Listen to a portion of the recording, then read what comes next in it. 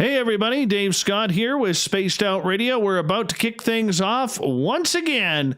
We got another great show coming up here. I'm just trying to get a hold of Geraldine. I talked to her about an hour and a half ago, and for some reason, I can't get a hold of her. I hope nothing bad has happened. So we're trying to get a hold of Geraldine. Hi, Mr. Man, Mister. Hey, Waylon, middle child, how you doing? Millennium, good to have you here. And we got Science Bob, everyone. We got Science Bob. Tammy, the beautiful, lovely, and talented Tammy. The gorgeous and stunning Moonstone. Chris Mo. Yeah, you're beautiful too, man. Good to have you here. Rono, thanks for coming on in.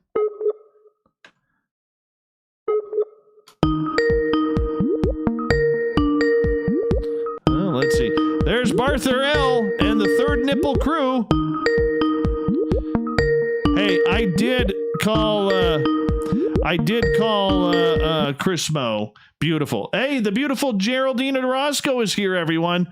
She's got her hair done, her favorite pair of shoes on as well. Hi, Geraldine. Hey, Dave. How are you? I'm good. You almost had me getting a heart attack there because I couldn't reach you. I'm so sorry. My computer took forever to open Skype today, but here I am. That's okay. We got you. That's the main thing. Suspense. We got you here. That's the main thing. Well, let's give a shout out. Hey, Drone Beard. You know, we got some Mighty Moose beard oil here. You got to go on their site, man. MightyMooseBeard.com right there. This is the beard juice that I use. Oh, it makes my beard just absolutely perfect. Absolutely perfect. Hi, Brett. Hi, Spookles the Cat. Ronald Penton, good to have you here. Brett, thank you for coming on in.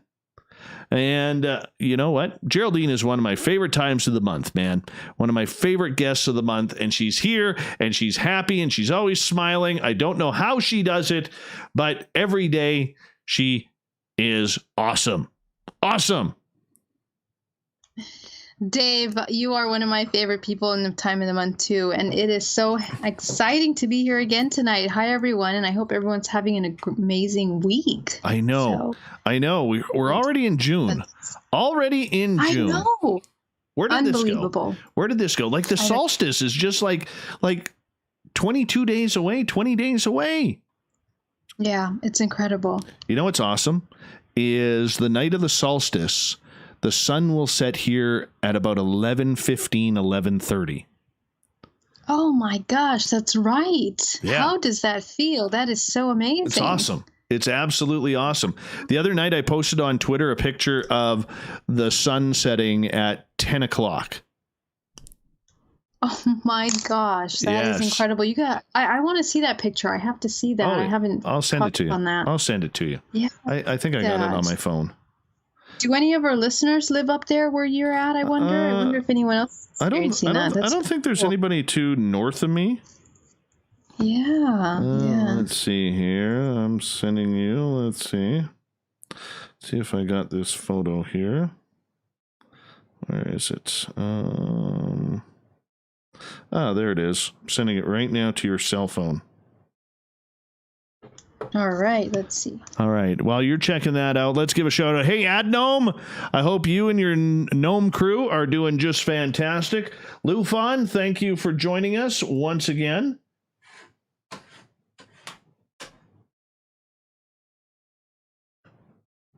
Who else we got here? Hold on, I got to hit the old number 1 here.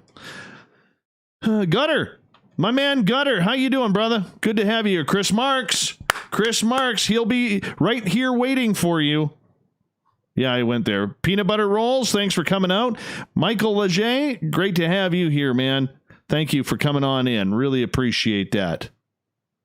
All right, we're about 40 seconds away here. Hey, Bill WD-40 is here.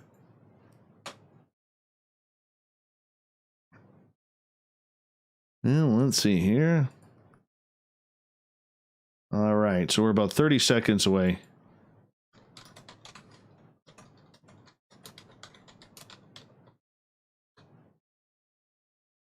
All right. Hi, Deborah Little. Thanks for coming on out. Thank you for joining us. Really appreciate it. All right, let's get that final tweet out. And let's get ready for the show here. We're connected there. Did you get that picture, Geraldine? For some reason, I'm not getting it yet. So it must be on its way. Yeah. All right. Well, music is on. We got the super chat open. A great way to support what we do is by going to our website and joining the Space Travelers Club or doing a little shopping at the SOR Vault. We are going to have an amazing show tonight. Stay tuned. That is a Red Court, C-O-R-T. Here we go.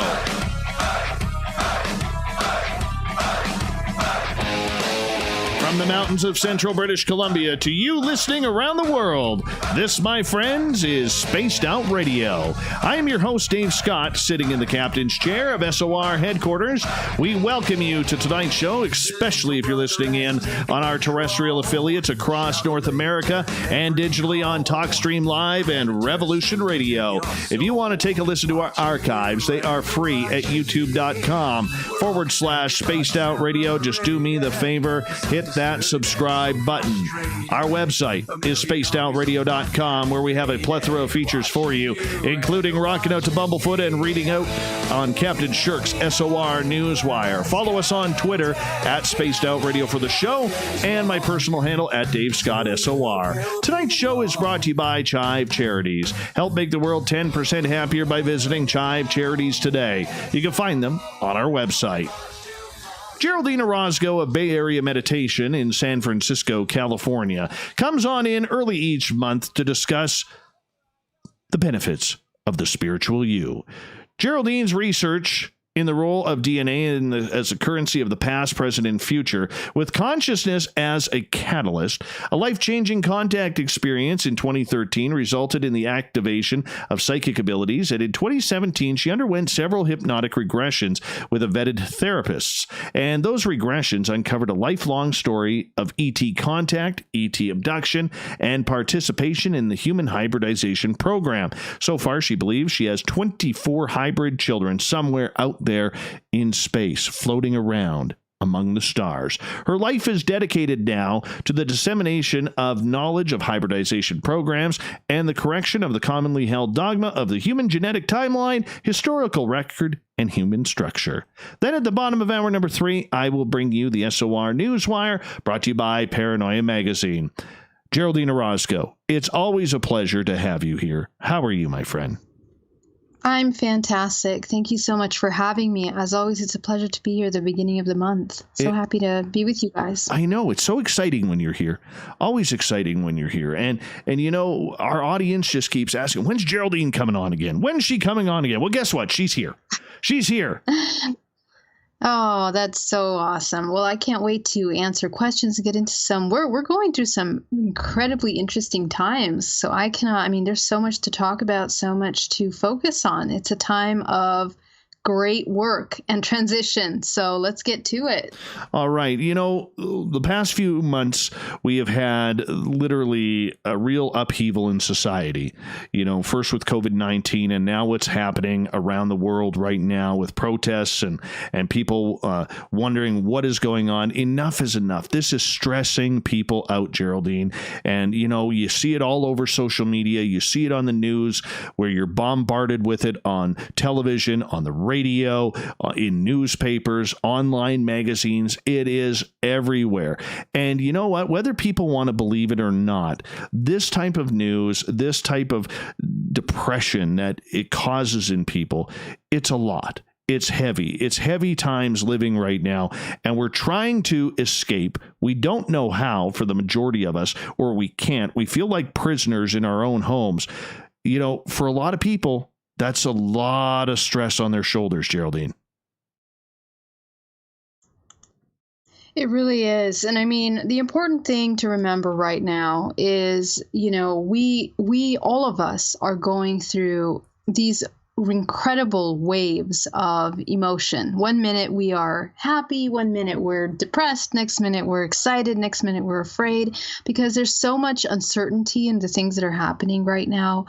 And, I don't blame us. I mean, all of us, we're all going through this. I mean, we also have an economic shift, a major economic shift that's coming right now that we're all going to be feeling pretty soon. So where do we find our grounding? Where do we find our balance? It's incredibly important to begin supporting ourselves for this time right now that we're in.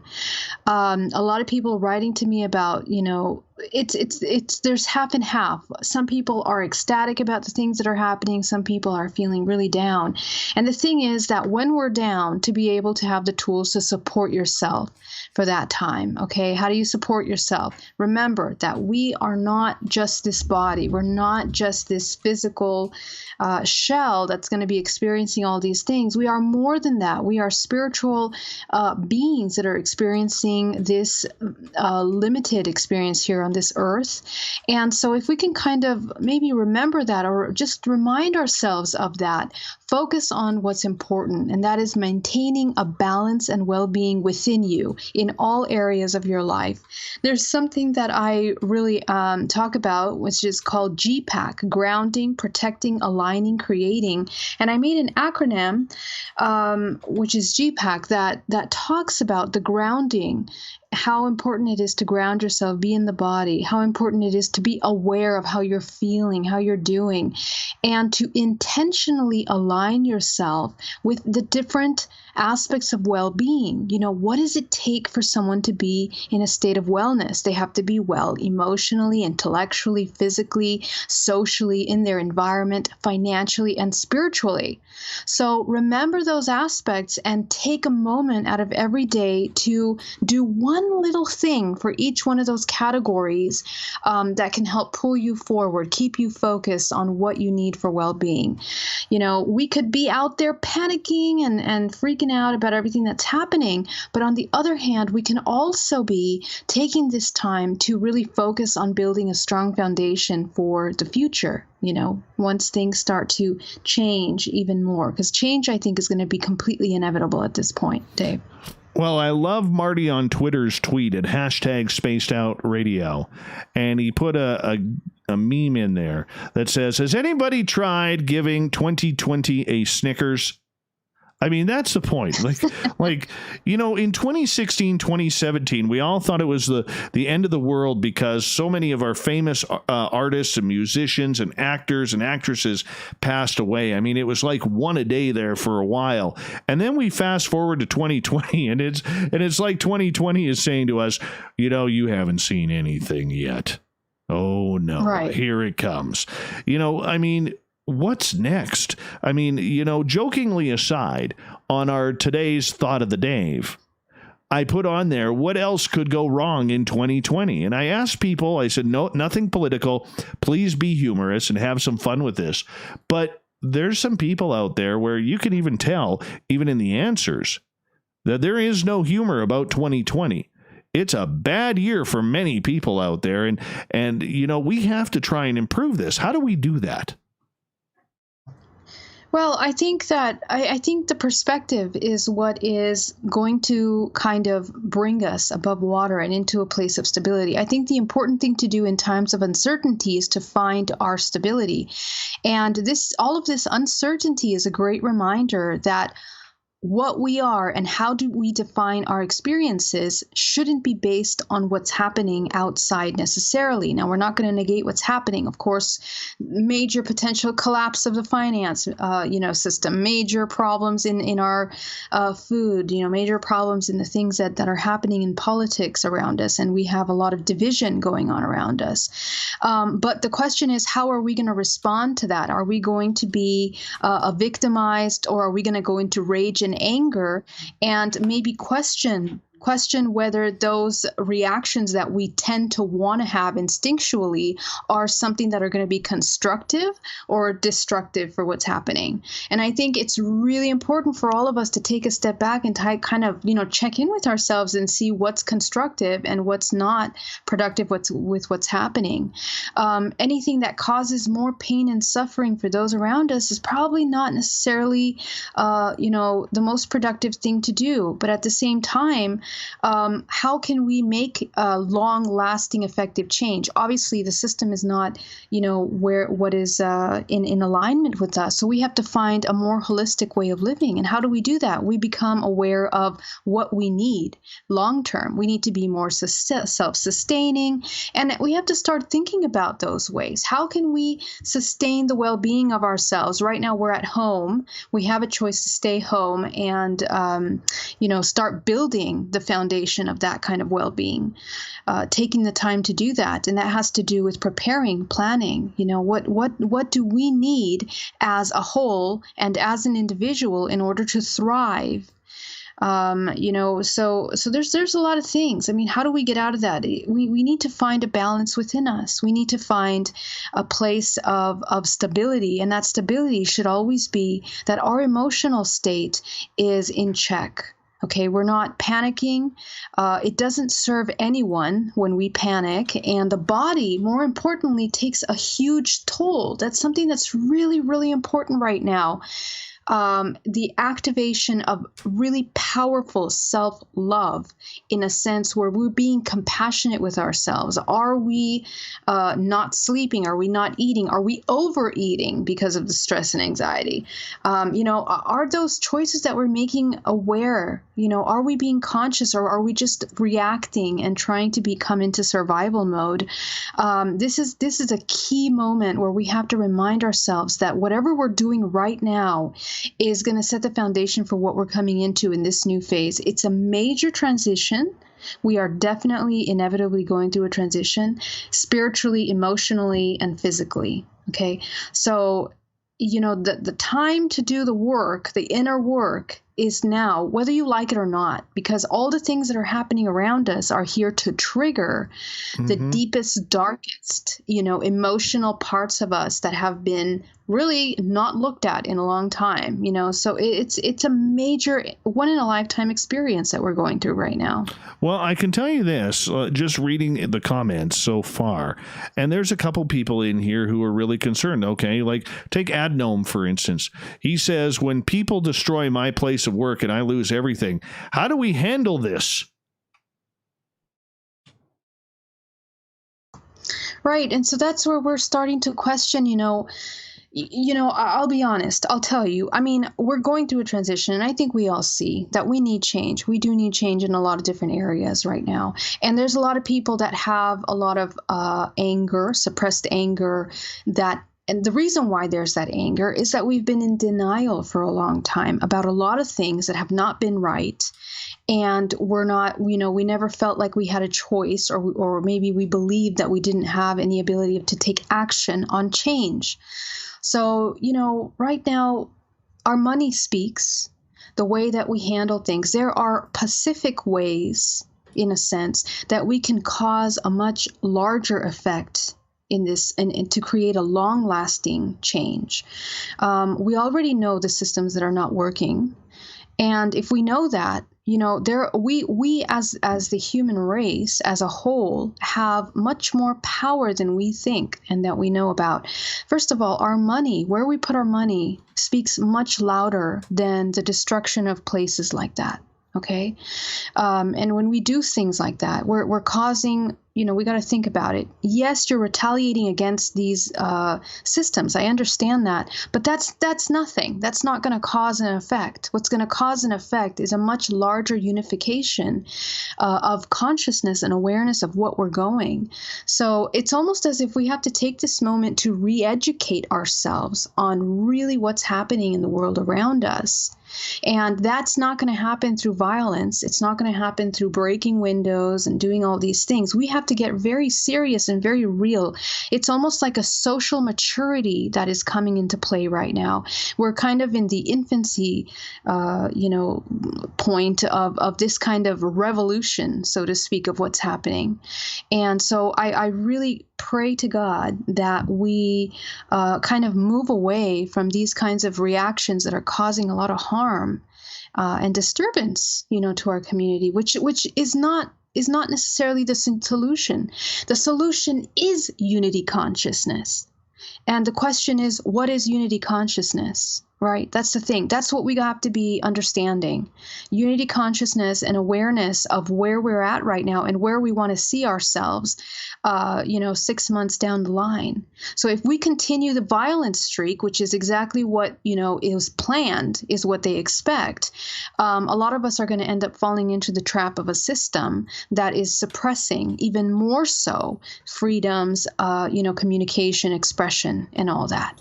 So we have to learn how to play along with this movement, I think, that's happening of awareness in a very careful way, So I feel for all those people that have their small businesses damaged and affected right now, and to those people, we all send our love and our energy in order for them to recover quickly from this as best as possible.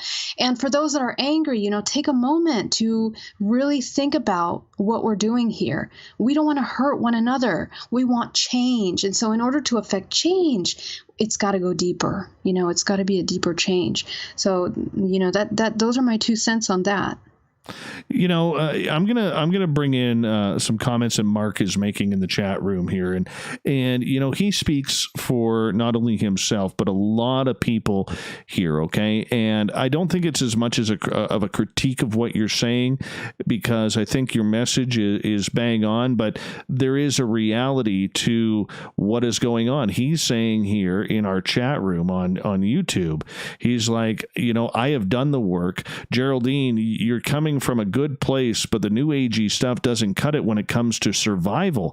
And for a lot of people, like he's saying, he's lost 2/3 of his business, 2/3 of his clients. He's trying to figure out how to keep a roof over his head, not only through COVID, but through what is going on with the protests and everything like that. He doesn't get violent. He doesn't want to, but I mean, people like Mark right now are pushed to the brink of frustration. And when it comes to that, survival is key. I mean, especially, I don't know if Mark has kids. I don't know if he has a wife or a family to take care of, or it's just him.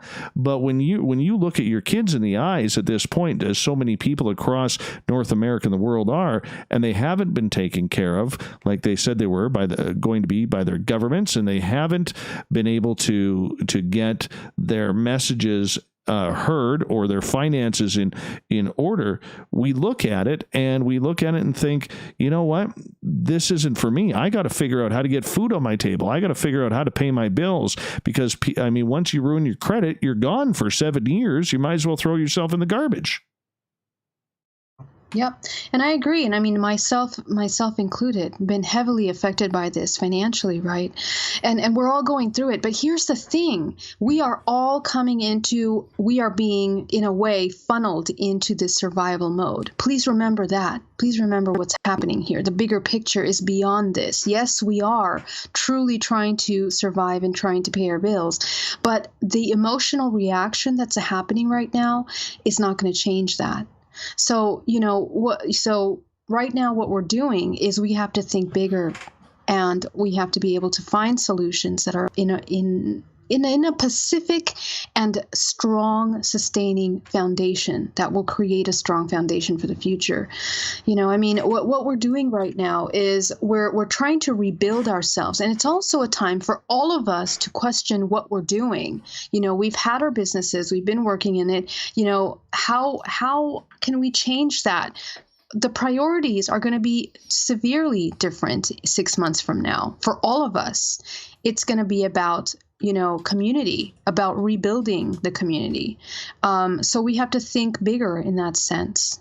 And we're all being pushed into that. But the emotional response that we're having is not one that needs to be expressed in violence. I don't think so. I don't think so. And I think the majority of people out there who are listening to this have no violent streak. They're not out there protesting. They're not out there, breaking in windows to businesses and stealing coats and runners and I'm sorry, sneakers if you're in the U.S. We call them runners up here in Canada. And, other wants, needs, necessities, whether it's food or whatever. And, I'm going to assume Mark is in the UK somewhere or in Europe somewhere because he's not in Canada or the US. But I mean, there is a very, very big sense of frustration. People are let down. Governments they voted for who made a ton of promises aren't following through. And you know, I don't usually turn the show political because you know, it heats people up. But I mean, this isn't you know, in the US, it's not a Republican or a Democratic problem. In Canada, it's not a liberal or a conservative or Democrat problem, and it's not a problem, you know, with whatever party. It's the fact that, you know, we have all these government agencies that are supposed to be there for the people, by the people. Doesn't matter what democracy you're in, and the only thing that they are doing is screwing their own citizens for the most part. Yeah. Yeah, and I mean, it is time for change. It's been time for change. You know, this was bound to happen, and it comes in waves. Right now, it's hitting us harder because of all the things that we've been through. And being in survival mode is inevitable right now. But we can think more clearly once we have handled those emotions of panic. Okay, we can think more clearly, we can plan more clearly. In order to start doing and taking the decisions that we need to do, we have to have a clear mind, and we can't make those choices from a place of survival. That's the thing that is the truth about us as humans for our well-being. When we need to make good choices for us that will cause effective change, it's not going to be the ones that come from this survival mode. So, you know, that's something that I'm here to remind you to, you know, I feel so deeply for all of you that are going through such terrible times right now. All of us are. But we need to get grounded, and we need to unite, and we need to get very clear about the priorities, I feel, you know. This has to be an absolute terror for anybody who's an empath right now.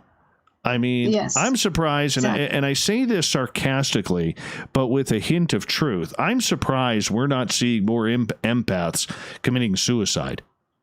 Yes, well, You know, because this is a horrible, horrible time. And for people who take on all of that type of energy that surrounds them, you know, I wouldn't want to be that.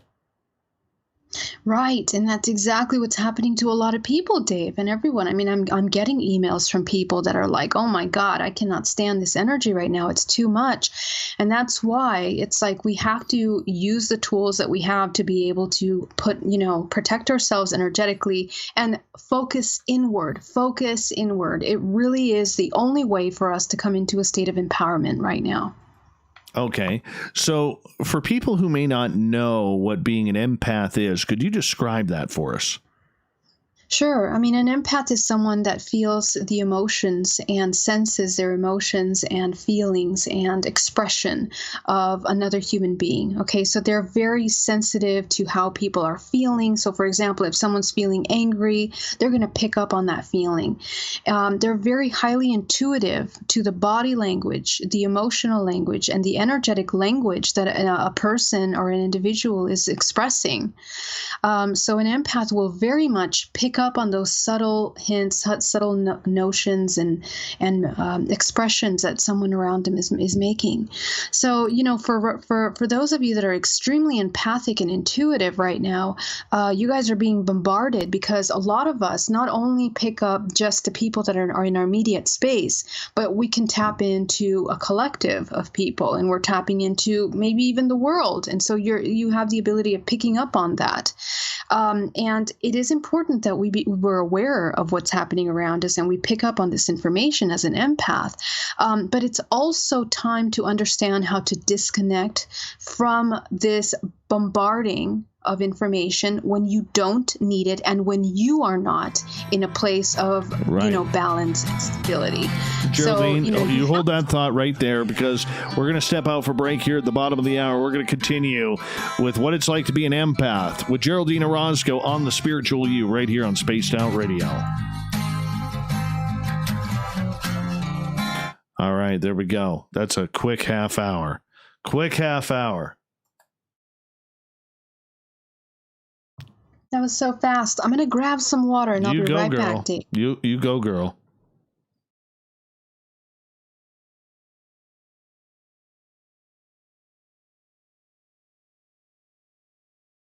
Mark, you come to my house, man.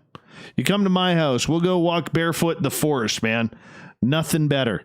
Nothing better. Hop on, stow away on one of those boats, man, and get your butt over here.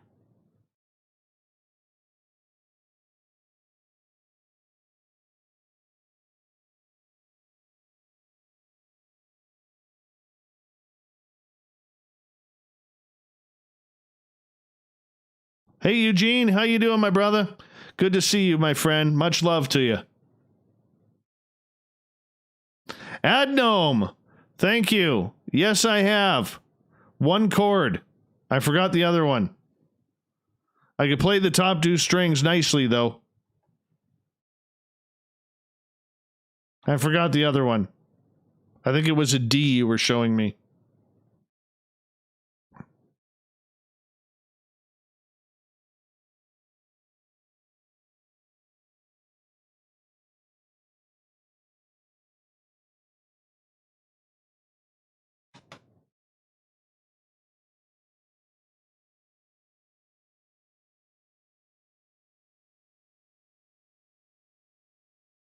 Good to have Barther L here in the third nipple crew.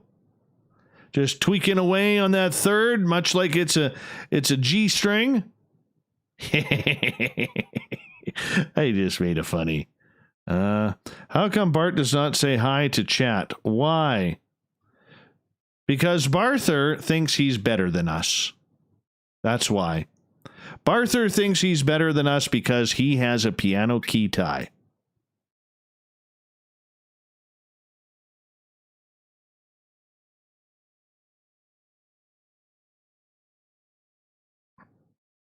No. That's not true, Barther. That's not true. Oh, it's funny, but not true. I got to do Saturday nights or Sundays, Adnome. Saturday nights or Sundays. Hi, Eva. You looking stunning today. Stunning. Wanna just crashed in with the dinner. What's for dinner? What's for dinner tonight, Eva?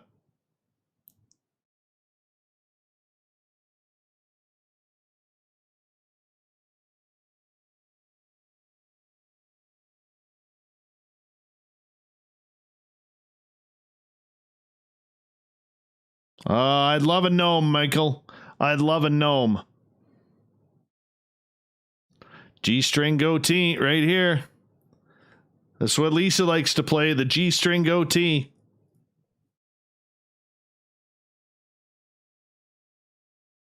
I had chicken and potatoes tonight with some roasted cauliflower. That was good stuff. Good stuff.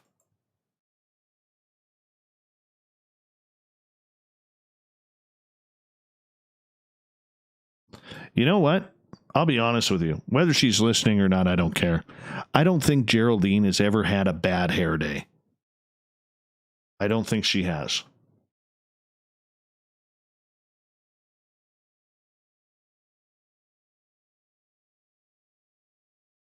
Hey, Stu. What's going on? Sean Elam.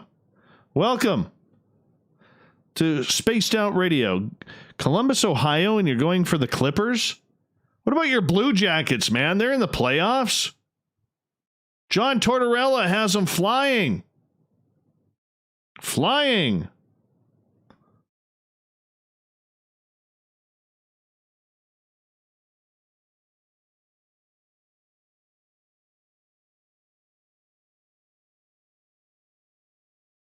And if you're in Columbus, shouldn't you be cheering for the what's your basketball team there? Cavaliers? Excuse me. Meals on Wheels. I am trying to lose weight here, man. I am day 2 without Pepsi. Day 2. I am day 2 without Pepsi today. Yesterday, I had the caffeine headache. Today, I've been fine. I've been drinking a lot of water today. Right? Trying to eat healthier. All right, I'm back. Did you say you were on day 2 of no Pepsi, Dave? Day 2. Wasn't it day 2 last month? No, I failed. I failed. Okay, well, congratulations on starting again. Yes, That's amazing. Yeah, I'm going to be honest, Geraldine. I think I got fat. I think I got fat. No, it's true. I can totally admit it. I think I, I went from a 6-pack to a keg. Okay. All right. And the party was on, but honestly, my body is just telling me. I started waking up in the morning with every joint aching. That's not good. And if it's not ET abduction, then that's a problem. It wasn't aliens, let me tell you. Okay. It wasn't aliens, but I could tell you this. Today I didn't wake up in as much of pain. I actually woke up easier than I normally do. Wow. Excuse me. And let's see. I had 2 healthy meals. I've been eating, a good breakfast every morning. I have wraps of hash browns and eggs and hot sauce and mayonnaise. And then I have 2 of those. The hot sauce just kicks my ass, but that's okay. Hold on. I'll finish that later. Here we go. Welcome back to the second half hour of Spaced Out Radio tonight. I am your host, Dave Scott, sitting in the captain's chair of SOR headquarters. So glad to be here with all of you tuning on in. Hope your ears are just getting warmed up for us tonight. I want to remind you that if you missed potential or part of this show or others, you could check out our free archives by going to youtube.com/spaced out radio. Just do me the favor, hit that subscribe button. Our website is spacedoutradio.com, where we have a plethora of features for you, including rocking out to Bumblefoot and reading up on Captain Shirk's SOR Newswire. If you're on Twitter and not following us yet, why not? Do so at Spaced Out Radio for the show and my personal handle at Dave Scott SOR. Geraldine Orozco is here tonight for the Spiritual You. Her website, GeraldineOrozco.com, is where we're going. And right before the break, Geraldine, we were talking about, trying to get people pumped back up, trying to get them back into routine. How do you get back into routine when your routine doesn't even exist anymore? Yeah, and I mean, whatever we're dealing with right now in the world is change inevitably. But what I'm here to remind you as the spiritual you is how to bring yourself back into alignment, into a routine, or maybe even you need a lack of a routine. Some of you have been, working and slaving in the office, 24/7 for the past however many years. And now this is an opportunity for you to stay home. So, in other words, we are all getting what we thought was our safe zone, what we thought was our safety net. We're getting all of that kind of thrown up in the air right now. And so if that's happening for all of us, it is a tremendous invitation to kind of like these little blocks that you throw up in the air and they all have to come crashing down. How they come down and how we place them back in a row is going to define how this building or this structure, which is your body, which is you, is going to be built. And it really has everything to do with everything. It has to do with the spiritual aspect of yourself, the food you're eating, how you're resting, how you're connecting with yourself, and how you're reacting to the things that are happening around us, because all of that takes an effect on the body. Don't forget that we are partly physical, but we have an entire organism, an aspect of ours that is non-physical. And the non-physical aspect is a part of us that is constantly absorbing all of those non-visible factors that we are taking into the body, like stress, like anxiety, like all of the things that are processing in our body. All of that we are storing in the body, and it takes a huge effect. The body will start getting aches, pains. We can even come out of balance and get sick at this point because of the anxiety and stress that we're all going through. So we need to go back to basics, and we need to remember what the body needs in order to be able to overcome such an incredible transition that we're going through. Having a clear mind to be able to make the choices that we need right now, whether it's right now where we have to redefine our career careers, some of us are changing our business, having to readapt, reinvent ourselves. So all of that is going to take a bigger vision. That bigger vision is created by understanding the self. How? Because everything that's happening outside is a direct reflection of everything that's happening within us, and not just on an individual level, but collectively. The entire planet Earth is going through a moment of transition. We are shifting in vibration, and we are coming into a new kind of stage of how we're going to be living. Okay, this is the invitation. You can choose to come along and be a participant of that transition, or you can stay back in your own habits as well. The only thing that's happening is that those old habits, they're no longer resonating. They're no longer resonating with us on a physical level or psychological or emotional. What's happening is that people that are not willing to change, people that are not willing to reinvent themselves, adapt, heal themselves, are being put through stages of incredible amount of stress, suffering, and that's where their perception is going to be. So we need to remember that and support ourselves in creating a change that is very conscious and aware and supportive. How do we do that? You have to be aware of your emotions. Number one, what are you feeling and why are you feeling that way? This is incredibly important right now. If you are just reacting to the things that you see out of fear, it's not going to get you anywhere, because the reactions that you're going to have are going to be based on purely survival mode without looking at the bigger picture. And that is going to be something that will really, it'll basically design how you're going to be experiencing the next few months. Okay. Right now, the invitation for all of us is to, from the ground up, we have to be able to build a new way of living. We have to be more self-sustaining. Okay, we have to be able to grow our own food, or try to grow our own food, try to be healthy, focus on all the things that we haven't been doing. Okay, that's what this time is for right now. Yes, we are in survival mode trying to pay our bills, but we're not going to be able to even get the opportunities that we need if our body and our mind isn't where it needs to be.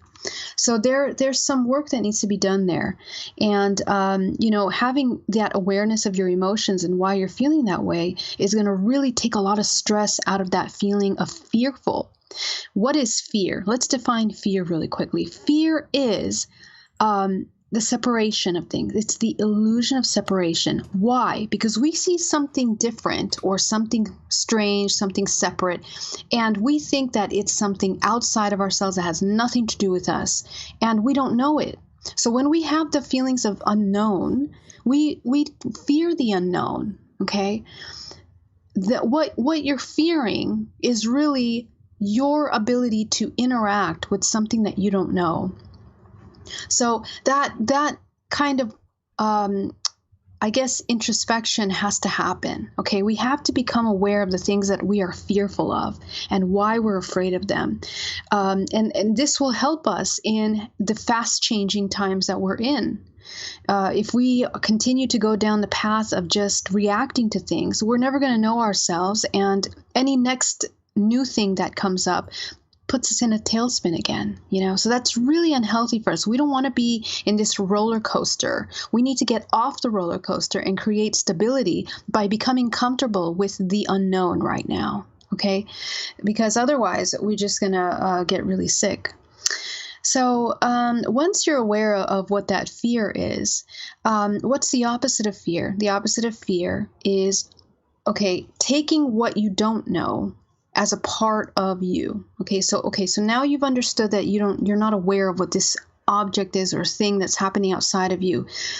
Take a moment to assess it, understand it calmly, and you will soon recognize yourself within these things that you don't know.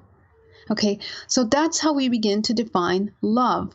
Love is the awareness of all things outside of ourselves as a part of ourselves.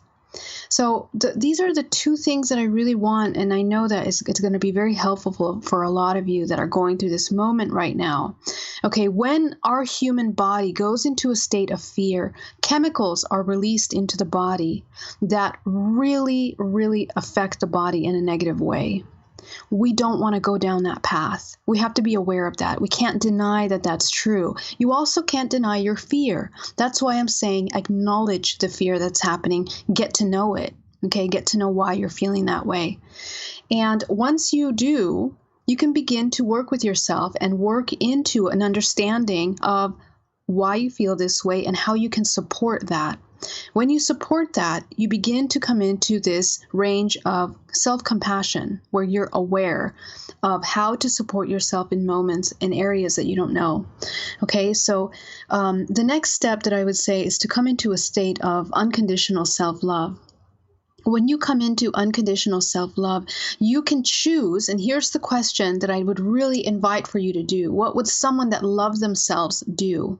Okay, ask yourself that question when you're choosing to do anything, because it changes the perspective of what you're doing. It's amazing.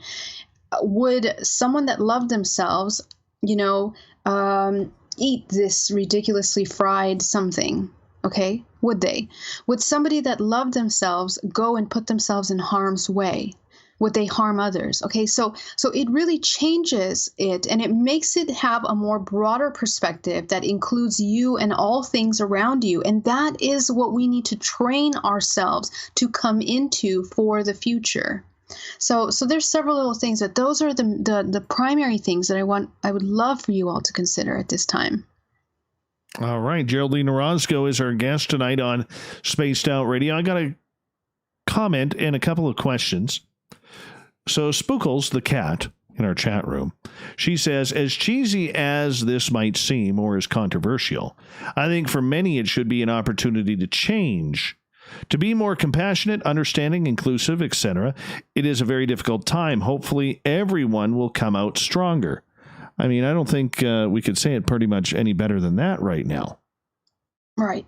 Mm-hmm. Absolutely. And I agree completely. Thank you so much for saying that, because that's exactly where, we need to be right now.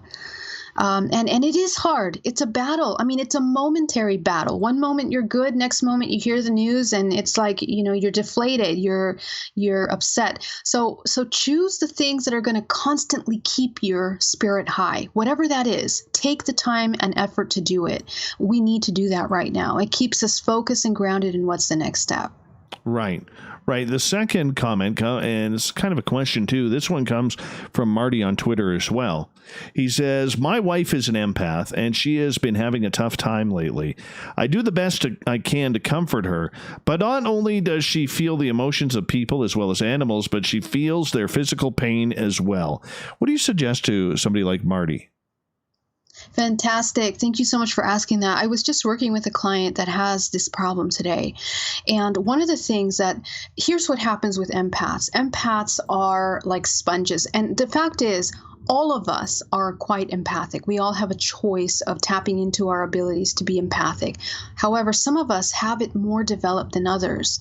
And we're born with this empathic ability. But what happens is that we because we're living in the external, that means we're paying attention to the things that are happening outside us, all the people that are outside us, we forget to mind what's happening within the body. So as an empath, one of the keys to mastering and beginning to work with this gift that we have is to be able to manage the inside before you choose to tap into what's happening outside. And so that really has to do with energetic boundaries, becoming aware of your space. I know that you see the suffering here. I know that you can tap into the feeling of this person. But right now, what about your body? What does your body need? So create healthy energetic boundaries and only tap into what is needed in that time. Why do I say that? I myself I used to, when I first opened up my psychic abilities, I mean, I couldn't leave my house for 3 months because it was exhausting. I would go out to the grocery store. I could feel everything. It's like my skin would hurt because I couldn't handle the amount of everything that I was pulling in, because I didn't know how to create healthy boundaries. And now I only tap into things that I need to tap into at that time to be of service when is needed. Okay. So the thing is, learn how to tap into things, because what happens when we do, there is an exchange of energy. When you tap into someone's energy, you're exchanging with them. Okay. You're giving them energy. They're giving you information. This is energy is information. So there's an exchange there. So you have to choose if you want to be in constant exchange mode all day. And unless you have an incredibly powerful grounding practice and boundaries, you're going to be pulling a lot of that into your body. And the problem is that the body is drained of energy. You can take in entities, attachments. You can even pull in other people's emotions, depression. You can pull in, even their illnesses you can pull into your body, okay? A lot of empaths, they pull in the things that are from around them. That's what they're here for. They're here for healing, but they have to know how to own that gift. So what do? Cut cords with the people that you're with all the time. Okay. If you are in service, if you're working out at a grocery store, you're doing something, exchanging with all these people, heavy energy right now. People are in survival mode. So if you're an empath, you're taking all that in. Be aware at night to have a really strong energetic hygiene, which is an energy practice that you're grounding yourself, you're cutting cords with all the people you've come in contact that day, and you're aware of your energetic space. What does that mean? I created the acronym GPAC, which I mentioned at the beginning of our show today, which is grounding, protection, aligning, creating, co-creating. Grounding, meaning that you are in your body. You're not thinking about last night's dinner, and you're not thinking about tomorrow's financial crash, okay? You are in the present moment right now. You're in your body in what you're doing, and you're focused on what you're doing, aware and present. That is a very important practice for us right now, okay? Aligning, you're aware of your emotions. You're in control of your emotions. You're not just reacting to things like, like a candle in the wind per se. When the wind moves one way, you're moving that way. You're aware of your emotions, what belongs to you and what does not. And so that boundary is incredibly empowering. And you're co-creating, okay? Grounding, protecting, and protection stands for protection. So you imagine that you have a bubble around your entire body, and this bubble represents the awareness of your entire body, because most of us think of our body as just what's in front of us, whatever we can see from the front of our face forward. We forget about the back of our body. And a lot of the clients that come to me have attachments and entities connected to the spinal cord, because that's usually where they bind to the body. Okay, the spinal cord is the most important connection to our spiritual body, to our spiritual self. It is the one that takes and stores all the information that's being brought in through the routers of the body, quote unquote routers, which are the chakras. The chakras receive that information from the nervous system, okay? And all of this information that's being back of our body, we can come in and attach any number of things to the physical body. So that really deteriorates the body. So become aware of what's happening. Create the bubble, which is a really easy imagination and visualization that you can do to become aware of what's happening to your overall organism, okay, which is a much larger physical and non-physical aspect. So once you become aware of your body, you zip up your space. And the last part of the acronym is co-creation, which means that you are intentionally deciding and creating your experiences. So instead of going into victim mode, fear mode, survival mode, hiding or trying to be fearful in that moment, you are really aware of how you're deciding to experience every moment. So this is one of the most powerful ways that we want to be. We want to embody this right now more than ever. So that's what I would suggest. Interesting. All right. Well, let's get to another question here. This one comes from John. He says, what good is it to be generous, kind, patient, open if you can't do it when everything hits the fan? Of course, it's easier said than done. I have a 4-year-old daughter. I get fear, but we can't let any of this change us. Yeah, that's wonderful that you said that. But there's some things there in what you said that are very conflicting for some people and confusing also for some people because first of all, change is inevitable, and we have to transform. We're in a time of transformation. The whole reason why we're on this planet experiencing this human 3-dimensional plane, physical plane, is for us to feel truly the things that we're feeling and experiencing right now. And the purpose of that is to be able to observe and manage this human physical body going through all these things and learning, transforming, changing, evolving with all the information that we're collecting through all these experiences. So it's very, very important. A lot of people are having a hard time dealing with this this understanding of balanced exchanges, which is also being called to attention right now, right? Are we giving more than we're receiving? Are we receiving more than we're giving? There's some people that come into this parasitic consciousness where they take and take and take all the time. And then there's another group of people that are always giving. They're always suffering. They're always in victim mode. So these are the things that are changing in the world around us right now. And so it's gonna get kind of crazy before it gets more peaceful and more calm, before the dust settles, So this is a moment of major transition, and we gotta stay clear in what's the end goal here, which is basically the embodiment of the human that is employing their free will, that is sovereign, that is whole, that is embodying a very healthy lifestyle, holistically, body, mind, soul, in all areas. It's no longer a time to live in a place of survival, or some people are happy and some people are suffering. So it's gonna take a lot of a little bit of turbulence for a little bit until we get to that. We only got about 2 minutes here before we got to go to break. At the top of the hour, Geraldine Orozco is our guest. Geraldine, I'm curious. Okay, we do have listeners out there who are looking at starting a family or currently waiting for their newborn to be born within the next few months. For those who are expecting here soon, how do we keep the stress level down? Because we know, scientifically speaking, how stress also affects babies and the unborn. Oh my gosh, yeah, you're so right, and it's so important to talk about that.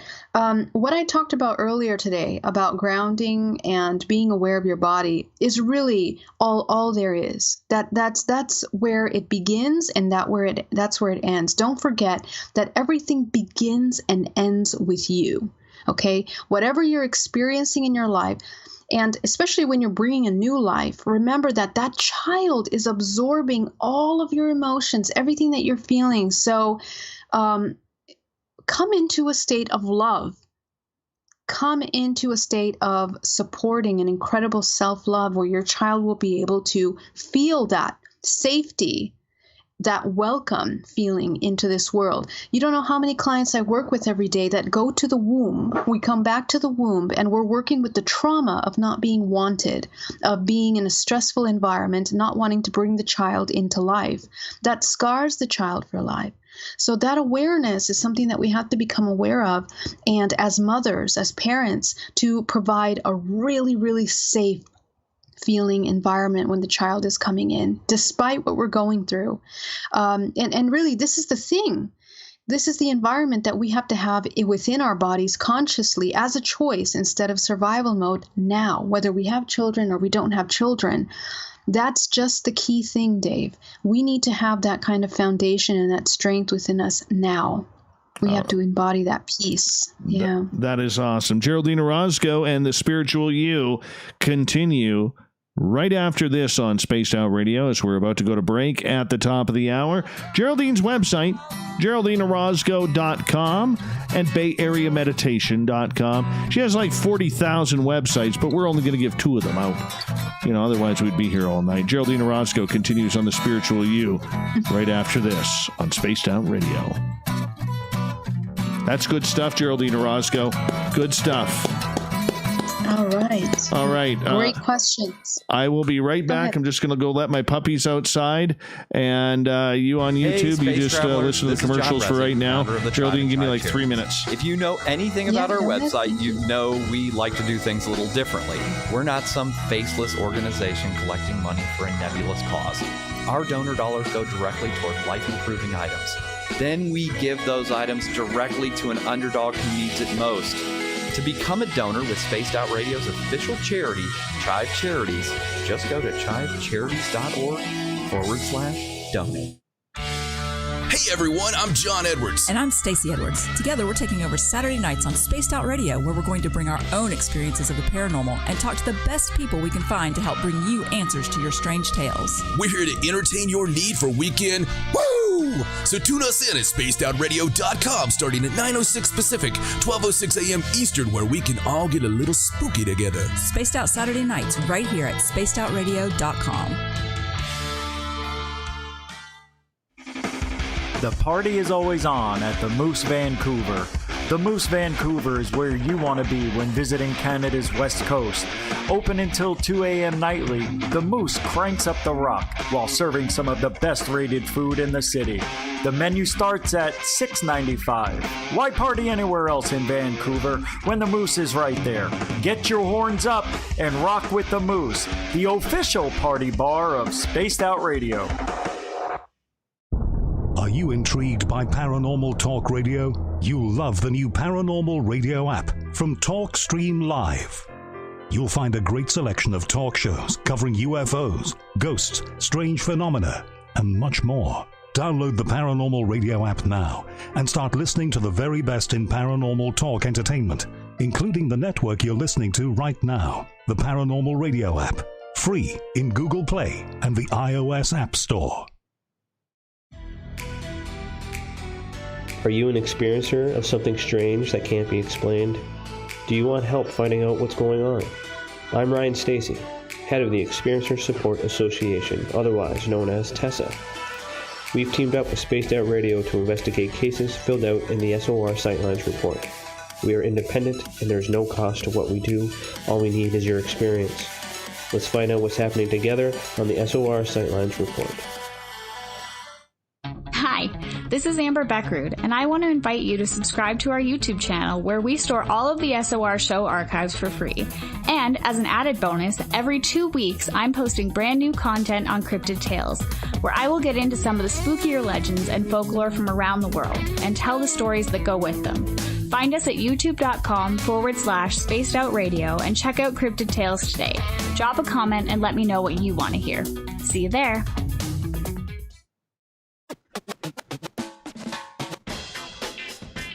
The SOR Vault is open for business, and do we have some cool swag for you to pick up? All you have to do is head over to our website and click on the SOR Vault. You have a variety of cool logos to choose from, and put them on anything you want.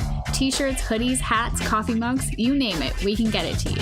So do your shopping by supporting the story you love. Get your Spaced Out Radio swag at the SOR Vault today.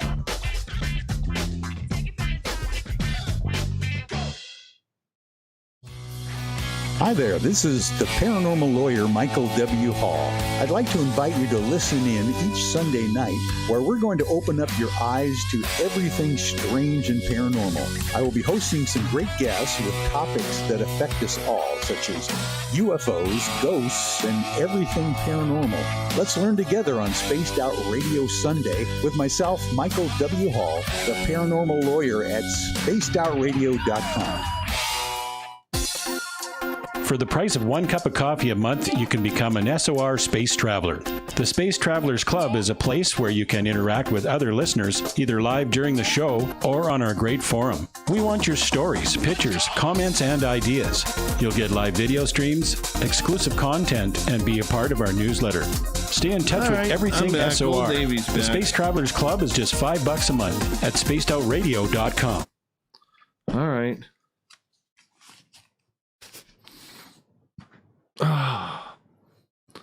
There we go. How we all doing there, Tubube?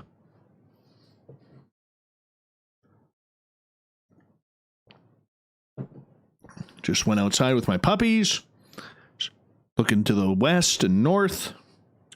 It is still a dark blue sky as the night starts to creep on in from the east. Oh, yeah.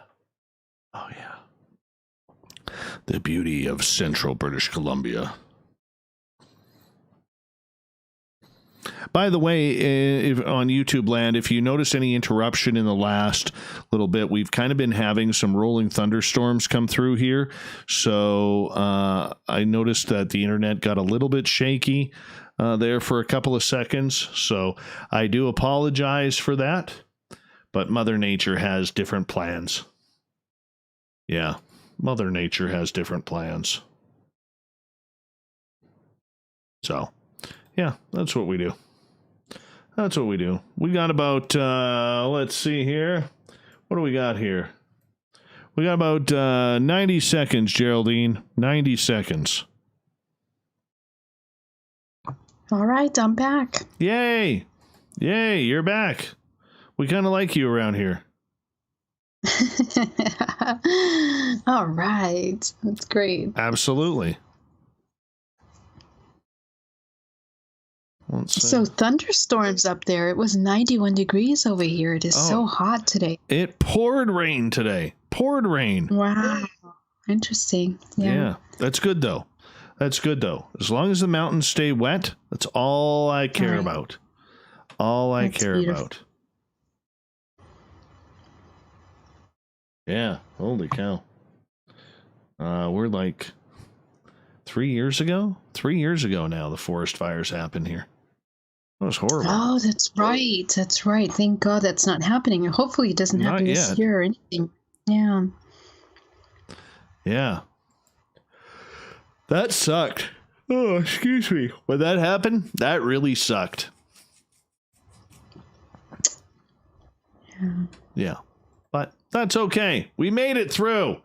Last 30 seconds here. Hey, Zenzabil, how you doing, buddy? Good to have you back.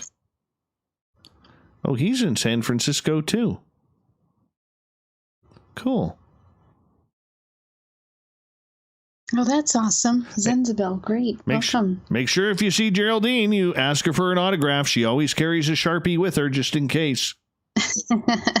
Come say hi. Don't ask for an autograph if you're in the Bay Area. I'd love to see you guys. Of course you will. Yes, Greco, we are taking questions, buddy. All right, music's on. Super Chat is open. Thank you to all those who have donated so far. Here we go. Second hour of Spaced Out Radio is underway tonight. How y'all doing? Thank you so much for joining us. We are wide awake here at SOR headquarters. I am Dave Scott, hanging out with all of you, especially those listening in on our terrestrial affiliates across North America and on the digital side on TalkStream Live and Revolution Radio.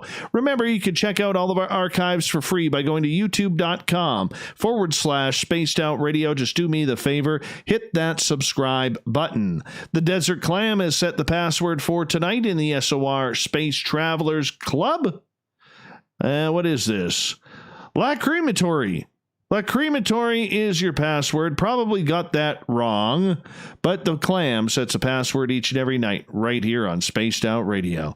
Our website is spacedoutradio.com, where we have a plethora of features for you, including rocking out to Bumblefoot and reading up on Captain Shirk's SOR Newswire. You know, Captain Shirk can be, just bam, brutally honest sometimes. So this is the message she just sent me like seconds ago.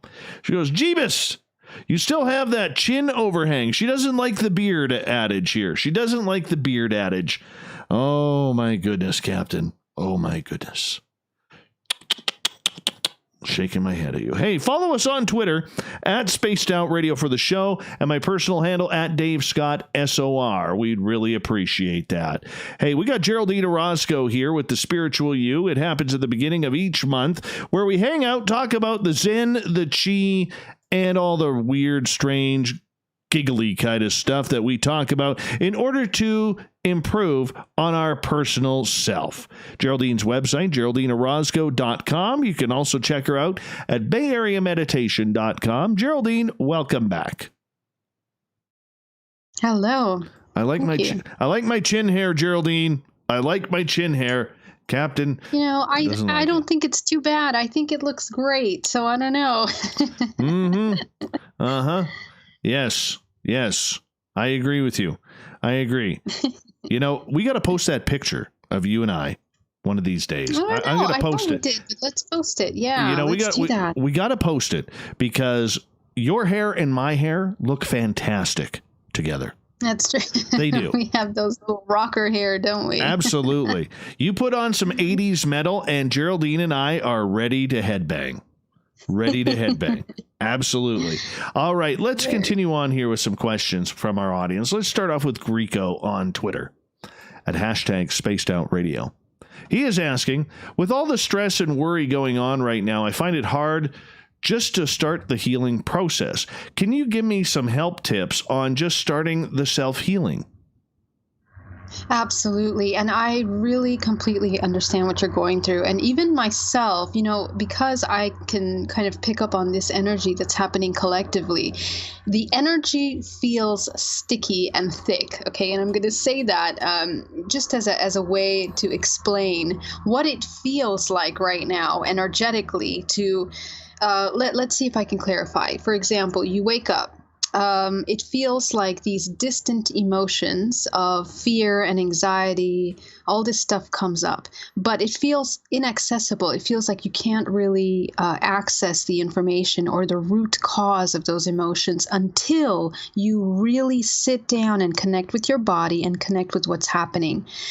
And in other years, it was incredibly easy to connect with that information. I would just wake up, feel the emotion, and bam, go right there immediately. So this is what a lot of my clients are describing to me, that they feel like it's like they're walking through this goo, like they can't get to the information easily. And there's a lot of resistance. The resistance happens because part of us, the subconscious mind, is coming into a state of fear about something or the survival mode, okay? It can be anything. It can be something you hear on the radio. It can be something that happened in your family. It could be a piece of paper fell off your desk. Because we're dealing with uncertain times, anything that causes a little bit of uncertainty in your life will trigger that feeling in your body. So be mindful of that. Be mindful of what's happening. And a lot of people are telling me that they're picking up on these energies that are causing that. So some of you are flying high. You guys are so happy. You guys are doing wonderful. That's wonderful. That's great for you. But still, when you come into a moment where you want to sit down and meditate, the number one thing I want you to focus on is immediately the body. So at any time in your day, sit with yourself and identify the emotion that your body is carrying at that moment. Okay.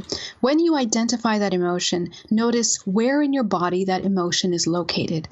We have these incredible complex bodies that, as I was mentioning, they're like sponges that are recording information within the body, which is non-physical. The non-physical aspect of that information is a holographic projection of what is within what we believe is the physical. Okay. So, of course, the body, for example, your liver, right now, for those of you that are suppressing anger, the liver will be processing a lot of this anger that is suppressed. And a lot of that information will also be connected to the stomach area, your digestive system.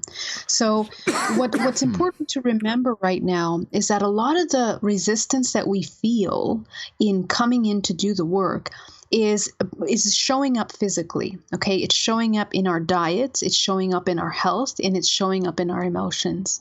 So if we can identify where in the body you're feeling the emotion, you can begin to sit and be present. You have now pinpointed the root origin within the body where you're storing what's happening to you right now. Okay, so once you've identified that, be present with the emotion. And that means that you're going to allow yourself to feel the emotion without any resistance, without any blockages, without not trying to or to suppress any reactions that come as a result of feeling the emotion. What happens to us and what causes the majority of our stress and tension is that we are in denial of what we're feeling and experiencing. Okay, that is what causes suffering. So the thing to do now that is the most compassionate is that when you come into a state of feeling of emotions, whether it's anger or frustration or fear, that you sit with that emotion and acknowledge it. Hear your body, hear what it's telling you. Why is it telling you that? Okay, as you become present, it's going to tell you. Okay, as you feel the emotion and you sit with it for a moment, all of these other emotions come up. Your body speaks to you. It says, okay, I'm angry. Why? Because this and this happened. Not only am I angry, but I'm also upset because of this. I'm fearful of what's happening here. Okay, so you kind of begin to recognize what's happening within your body. You recognize what you're going through. This is imperative for all of us to do right now. If we skip that step, all we're going to do is shove those emotions deeper and deeper into the body. And what happens when they go into the body, they get reabsorbed into the multidimensional body. So the physical organs are processing and suppress that information and then manifest non-physically in the body, and they become stagnations, okay, blockages.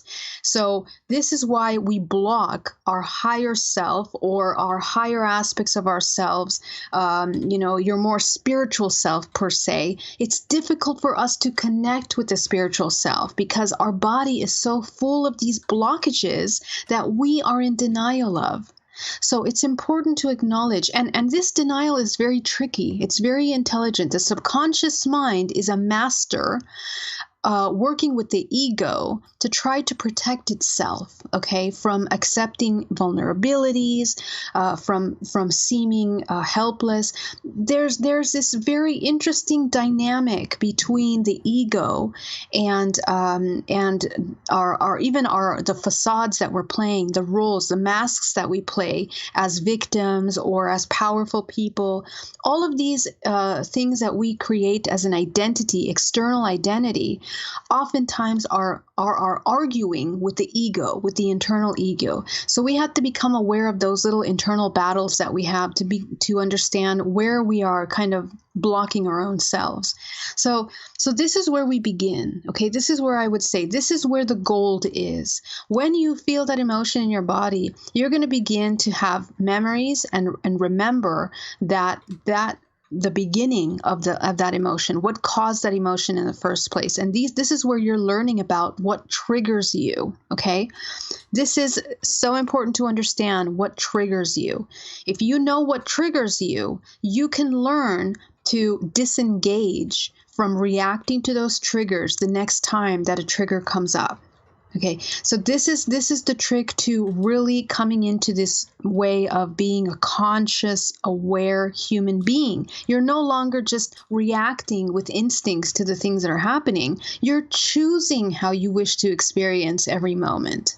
Okay, so that's where I would say, and we can go deeper into that if you like, but thank you so much for that question. It's so important. Yeah, let's go a little deeper into that because I think it's important to get the feel of it, to get the true emotional and physical meaning of that. Because look, we all have these blockages. We all have these abilities to have these stress balls build up inside of us to the point where we're hunched over or we've got sore hips or sore knees or ankles or elbows, whatever it may be. How do we get rid of those blockages and release that energy that we need to in order to heal our body? when you realize, so what is that? First of all, those blockages are, just to simplify, it's unaware aspects of yourself that you're unaware of. And because we have such an intelligent organism, it's also aspects of ourselves that we're in denial of. Okay, so sometimes when we don't want to see the truth to preserve ourselves, to preserve our ego, or to stay out of a constant state of panic mode and survival mode, because we're in such uncertain times, doing the inner work sometimes feels more threatening than it does to just go turn on the TV and, watch a movie and kind of escape for a moment. And I get it. However, when you do the work, it is, so incredibly sustaining to maintain the body in a state of peace, calm, that you will no longer need to be escaping from the things that are happening. You have become best friends with uncertainty. What causes us the tremendous amount of fear is the fact that we don't know, we don't recognize, or we don't know how to recognize the things that we're feeling in our body. So these emotions that we're storing are things that we don't know how to deal with. So we have to train ourselves. We have to train ourselves to deal with our emotions.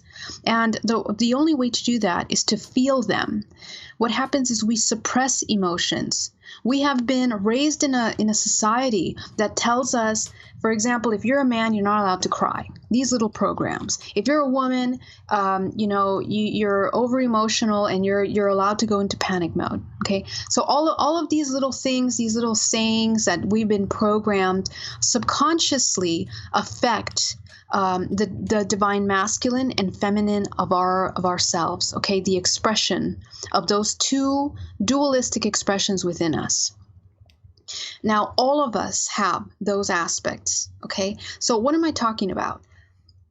Consider yourself this inner child constantly. Okay, this is who you need to learn to take care of, is this inner child. You have an inner child, and this inner child is either crying or upset about something, or hasn't gotten something, or he or she is incredibly happy and trying to run away from something. These are the two expressions of the imbalanced divine feminine or masculine. We have to address those sides. So when we're doing healing work with our emotions, the most powerful cathartic way to begin to have sustaining change and healing with yourself and your emotions is by talking to yourself as if you are that inner child. So you come into a state of survival mode right now. Oh my God, I can't pay my bills. I don't know what to do with my company. I don't know what to do with, with what I'm going to eat. How am I going to feed my kids? What am I going to do tomorrow? Am I going to have a job? So imagine that person that's stressing out is actually a child. Okay, the perspective begins to change. You come into a state of compassion, more supportive, more loving. And so this is what you want to be for yourself. So when we're healing these blockages, look at the emotion that comes up, and as that emotion comes up, address that emotion as if it were this child feeling that way. So let's say you have a hip problem here, resentment with family members, or resentment with your coworkers, whatever it is. Okay, feel the resentment. Take a look at that resentment. And look at yourself as if you're a child feeling resented. What does this child need in that moment? And the reason why we do that is because the ego really is like a child. It's capricious. It wants to be, it wants what it wants immediately. Okay, it wants that instant gratification. That's what the ego demands all the time. It wants to feel safe. It wants to have everything that it needs, and it wants to be the best at things. So when it doesn't have that, or when it doesn't know how to get to those places, it begins to react in these ways that put it in survival mode, and that just causes you more suffering and more pain, and takes you further away from what you authentically truly need. So this is where the work has to happen. And so my invitation is to, when you're working with these emotions, as you cure that child, give that child what it needs. And you're going to learn through this very simple exercise what you need. So take note of the things that you're giving the child, and then notice how you can begin to apply the list of those things to yourself now. When you realize that, it's almost as if this weight is lifted, and that weight that's lifted is you acknowledging yourself. You're no longer in denial. You're no longer suppressing, ignoring, pretending it's not there, or running away. And that's where this pain starts to leave. It doesn't have a home anymore because it doesn't need to be suppressed and stored within the body. It's been acknowledged. And that's how the body creates powerful, powerful healing. Geraldine Orozco is our guest tonight on Spaced Out Radio, and we are talking about how to heal and release that pain. Now, spiritually speaking, when we are clammed up the way we are, stressed out the way we are right now because of what is everything that's going on, how does that affect any type of communication, both with spirits and or off-worlders? Yeah, it affects us a lot. I've seen two major waves right now over the past couple months. Number one, either people are completely open and they're having all kinds of dialogue, or two, they are completely closed. Why? Because, again, we come into survival mode. We come into fear. When we come into a state of fear, we are believing in the illusion of separation. We're feeling that we are isolated, lonely, helpless, and separate from the things that feel safe, that feel grounded and secure. So anytime that the body comes into those ideas that we're not safe, that we're not secure, we come into fight or flight mode. Fight or flight mode. And so fight or flight mode means that we either want to run away and escape, or we want to go out and argue, fight. And usually that manifests in the body with a really strong anger. We get angry. Okay. So when we come into any of these feelings, and when they're not addressed, like I was previously saying, we're just on this auto drive of anger. And this is a vibrational expression that the body is emitting from our organs, okay? You have to understand that you are an energetic being. Half of you is physical, but you have a whole other spectrum to your human body that is non-physical. Please understand. So when you come into a feeling or an emotion, most of you is speaking in an energetic language that is not seen, but is felt by those empaths that we were just talking about earlier, is being felt. And so you're emitting this vibrational frequency that is becoming a match to the next experience, the next person that you're going to meet, the next thing that you're going to be doing. Please understand, this is how we manifest our experiences. So if you really take into account the reality of how that functions, you're going to take things a little more seriously, okay? Also, the body takes all of those chemicals that are very toxic and begins to create stress in the body, and that can make us gain weight. It makes us want to eat things. It makes us want to do all kinds of things that make us want to create padding, safety, to keep us and make us feel safe. And it can be anything. It can be alcohol. It can be food. It can be emotions. Okay, so this is how the human body works, guys. We got to get aware. We have to become aware of how the body works when we come into these moments of stress so that we can learn to support it better. And this kind of education is really basic 101 human function, you know? So if we're not aware of how to support ourselves in those moments of stress, we are going down a path of unhealthiness. This is medically proven. This isn't just woo-woo stuff. The body, comes into this flight or fight mode, and then our immune system begins to fall apart, right? So many things are affecting us on a physical and non-physical level that we have to take into account. It's important to create balance within the emotional body. The emotion is the motor of this physical body. Okay, the emotions are what are running the well-being of all the organs and all of these other systems in the body.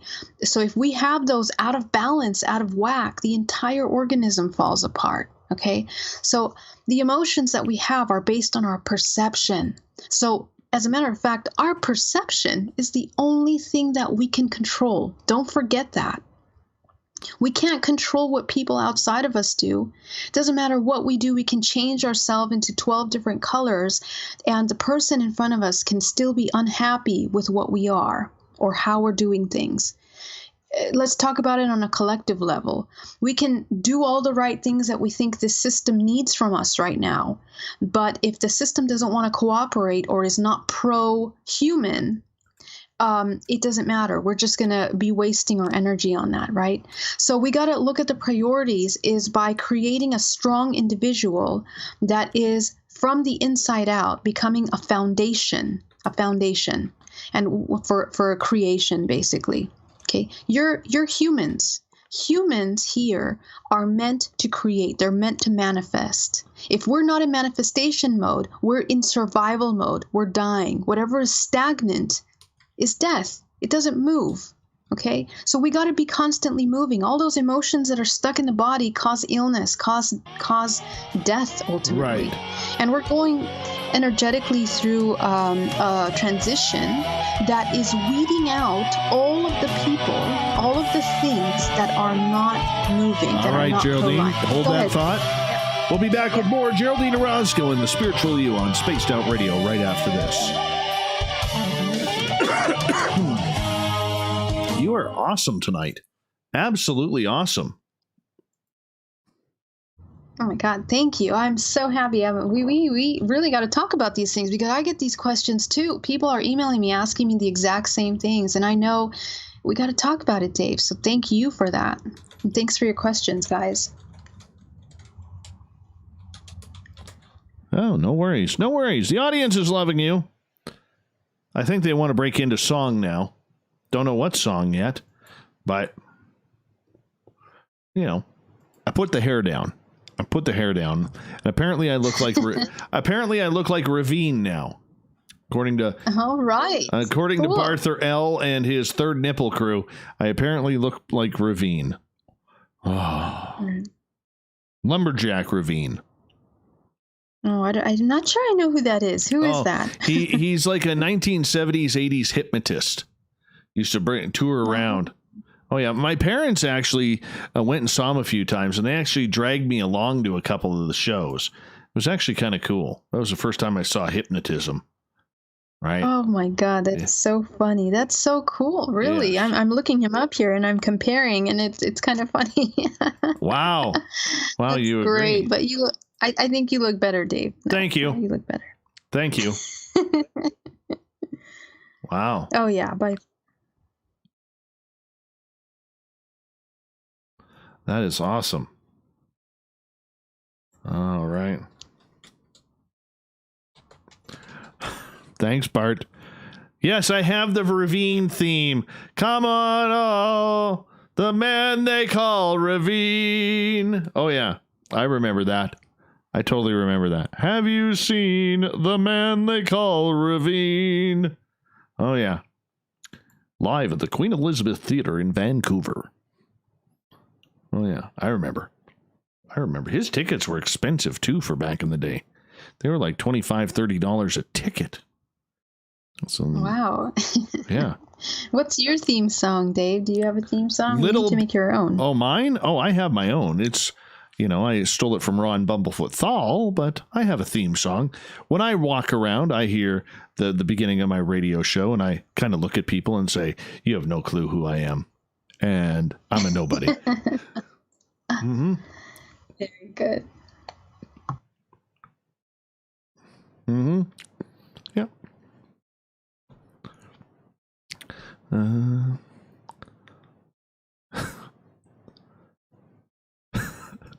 Oh, Bart, he's stirring it up here. He says, why did Geraldine tell the other Dave, it's in Dave Schrader, it's good to be on a real radio show for once? Thanks, Barther. Thank you. I know what you're doing there. It's not Geraldine's way. That is not what I would ever say. No. Although I will say this, and I'm not going to mention the host's name, I will say this. I did have a great laugh one time when a certain radio host who brought you on a certain nighttime radio show that's much bigger than mine said he was going to introduce you to the world, that nobody had ever heard of you yet. And I was laughing because like we had been on like 2 years going on, and you know, people were finding us because of you and all that. And I had a good laugh with that. Oh my gosh, that is so funny. People are very kind for their intentions, yes? Yes. We'll put that in a positive spin. Not the shot across the little spaced out radio bow that it was. But we keep going, brother. We keep going, brother. Oh, yeah. Absolutely. Well, here we are, stronger than ever, Dave. So I know. I just love you, though. I do. Me too. Hi, little Richie G. Let me tell you something, brother.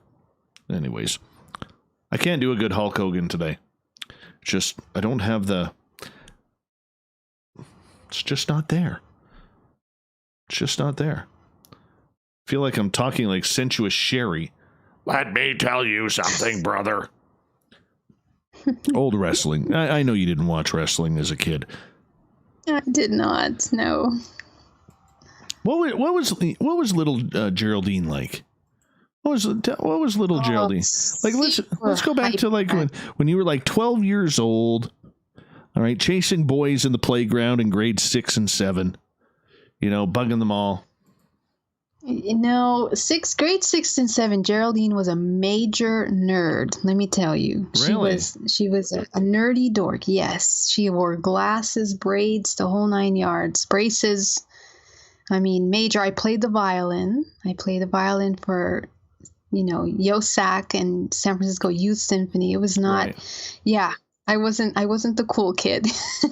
You know, you played the violin. Yes. That's awesome. For 17 years, yeah. And you don't play anymore? Well, no, I haven't. Unfortunately, now we've been busy with, talking about aliens and stuff. Well, I heard aliens want to hear you play The Devil Went Down to Georgia on a fiddle. Yeah, okay. I want to see this. Next time I'm in San Francisco, I want to see this. Okay, I'm going to practice by the time you come next time. I hope so. Practicing. I hope so. Yeah. You know, I want to see that. You know, it's just like Adnome keeps bugging me about the guitars. There you go. Yeah, what about that? Well, I maybe next time I see you, I'll have my guitar going, and I'll bring my guitar, and you bring your fiddle, and, you know, I'll play some metal, and you play Charlie Daniels. Sounds good. Mm-hmm.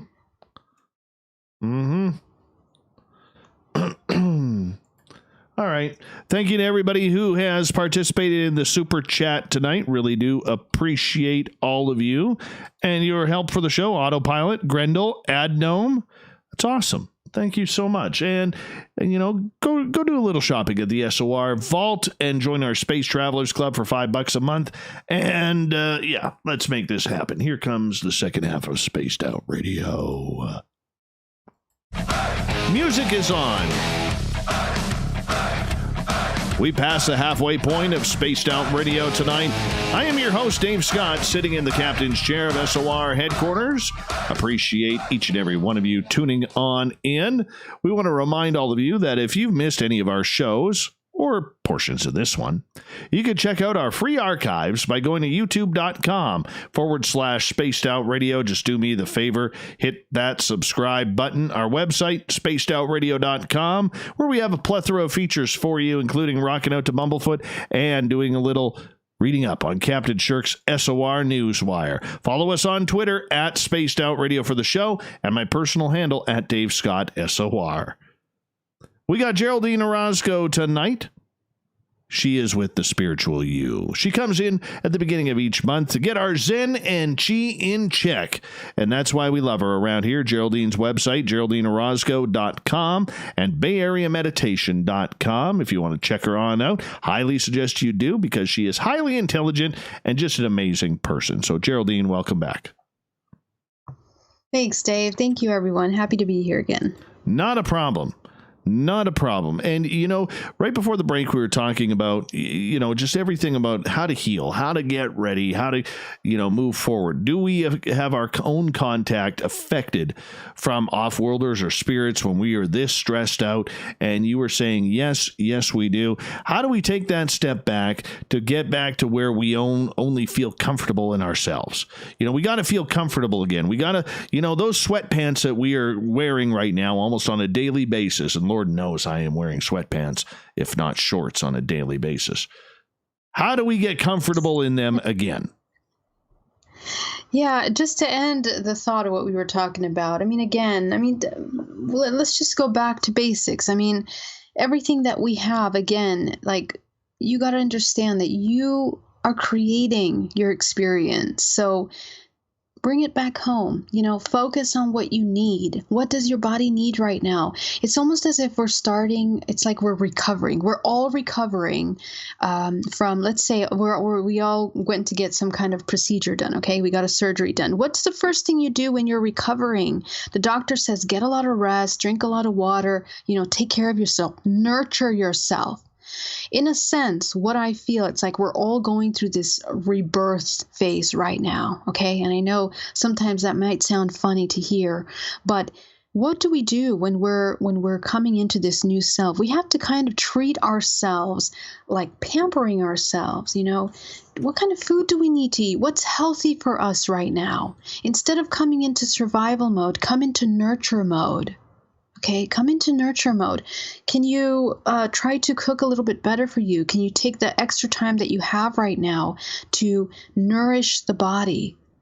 Okay, are you eating too much sugar? I have learned with an incredible sugar detox over the past couple of months, the power of the addiction of sugar and the effect that it has on the body. That is not only neurological, but physical and emotional. Okay, so take a look at that. I invite you, and I never considered myself someone to be eating a lot of sugar until I started to really pull out everything. Even carbs and fruits, and it really just kind of cleansed the body in an emotional and spiritual aspect. I'm writing about that in my book right now to talk about how the body responds to the food that we eat on a spiritual level. Are we using food to escape? Are we using food to fill up emotional gaps that we have? Okay, so that awareness of yourself and what you need is first. So do whatever is necessary to get that awareness. Sit down and meditate, go for a walk, take a shower.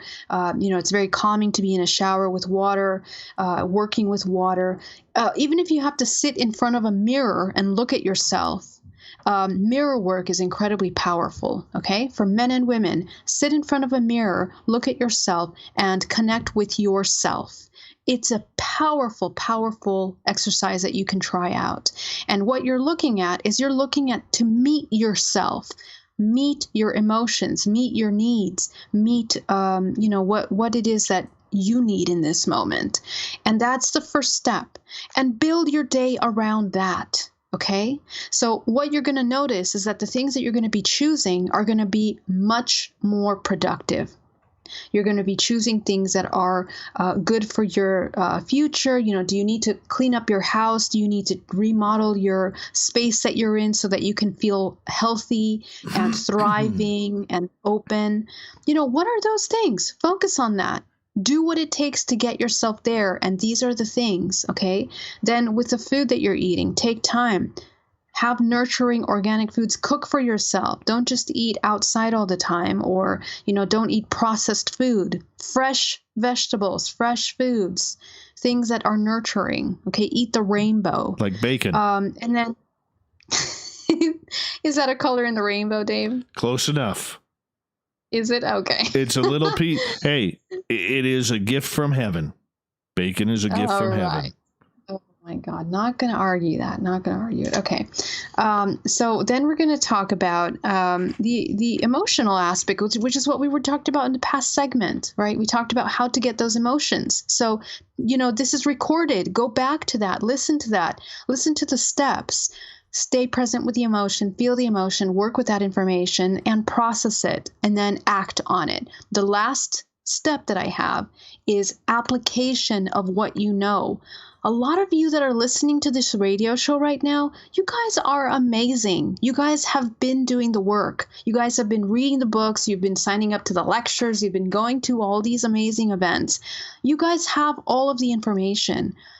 When are you guys going to start applying what you've known already? Okay, you're not in learning phase anymore. We're in the phase of application. So the thing is to take all of these things that we've learned and understand how to embody that. There's a huge difference between hearing the word love yourself and actually living that, embodying that. Okay, how do you embody that is really doing all these things that we were talking about in this entire segment. Is we're talking about how to connect with your needs and to address them. Okay, you guys have to be your own best friend. And that's the last thing I want to say about this is be your own best friend. It's really time for you to support yourself, body, mind, and soul. Okay, that's the most important thing to do. Geraldine Orozco is our guest tonight on Spaced Out Radio. Geraldine, for a lot of people out there who are, trying to move forward and they're trying to think ahead to prep for better days, and have used this time wisely, how much better off are they going to be comparatively to those who've been living this whole time, this last number of months in fear, in not knowing what's going on and, eyes glued to the news, whether it's radio, television, or online, whatever it may be? Well, they're going to feel, first of all, they're going to be further into that survival mode because they haven't taken the time to connect with themselves and check in with what's happening. All of what's happening outside of us, it's not for all these things to happen. It is for the change, but what we're missing to see is that the kind of transformation that we're going through right now, it's a deep internal transformation, okay? It's a reflection of the kind of transformation that has to happen individually.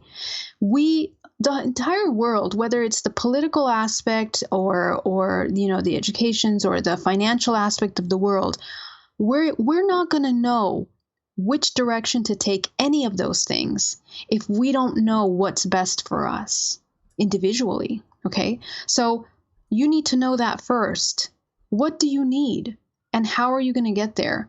Okay, so that awareness you have to connect with that awareness before you go anywhere. So at the end of all of this, if all you've been doing is feeding on that fear mongering and the manipulation and mind control that has been really heavily put out through all kinds of different ways, social media, whatever media, all this stuff, you're going to feel extremely disconnected from the people around you. You're going to feel lost. You're going to feel like you don't know what to do next.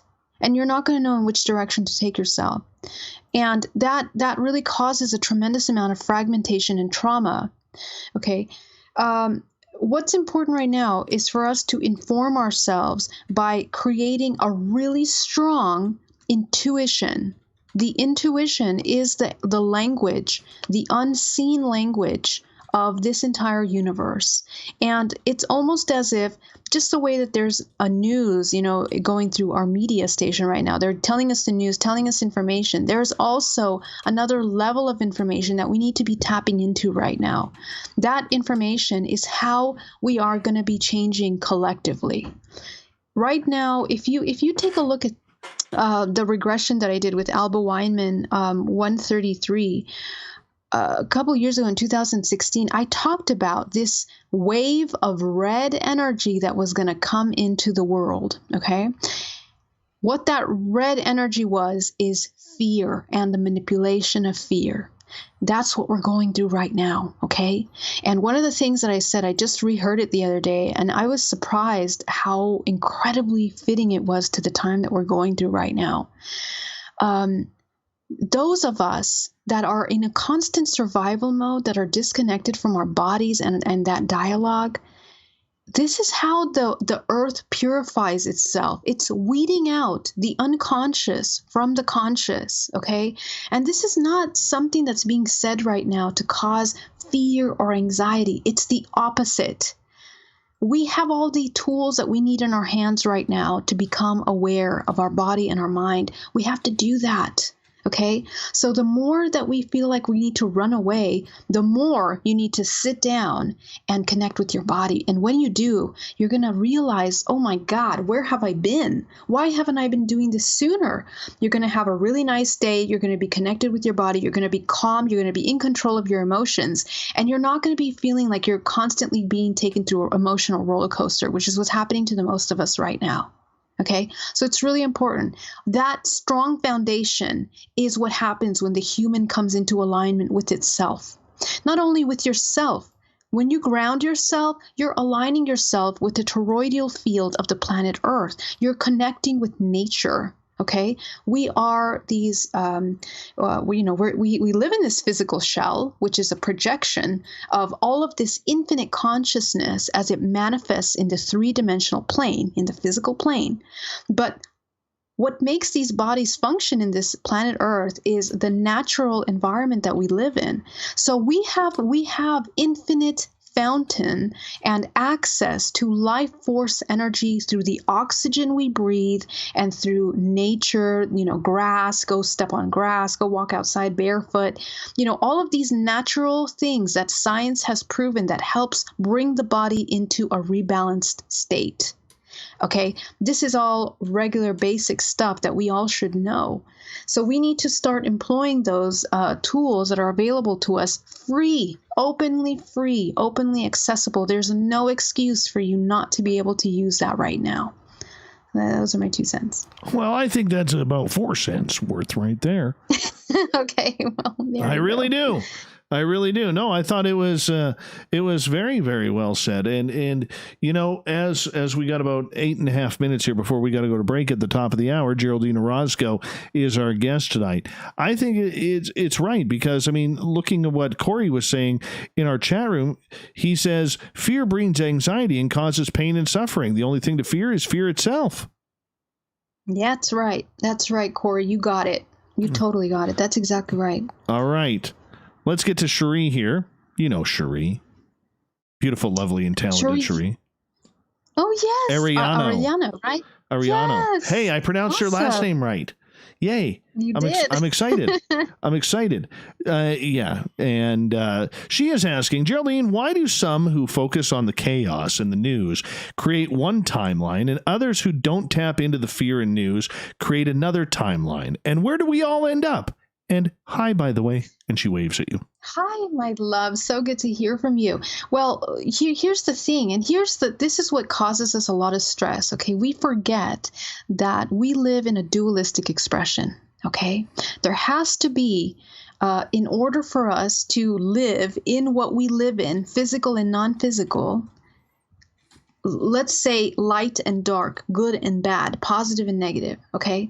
So all of us are transitioning in and out of these 2 aspects of reality right now. All of us. We're doing it emotionally, we're doing it physically, we're going through these the dualistic expression with the experiences and how we're perceiving what we're experiencing right now individually and collectively. Okay, so what does it mean to choose timelines? What does she mean by timelines? I have timeline is so, and I know that can seem like a word that seems very abstract, but what we're talking about is how you choose to experience this moment. Okay, we as multidimensional beings, with every intention that we have, with every perception of a moment that we have, choose what our next experience is going to be. If you're in a state of fear, you're going to be receiving and experiencing things that respond to that fear. Okay, that's basic. We all know that. If you're in a state of joy and happiness, we're going to be experiencing things that respond to that happiness. Okay, and so it's very important to keep that awareness of how that functions, how that works, because if you do, it kind of changes the heaviness of how you are so responsible for the things that you're experiencing right now. Okay, so in other words, it's in your hands.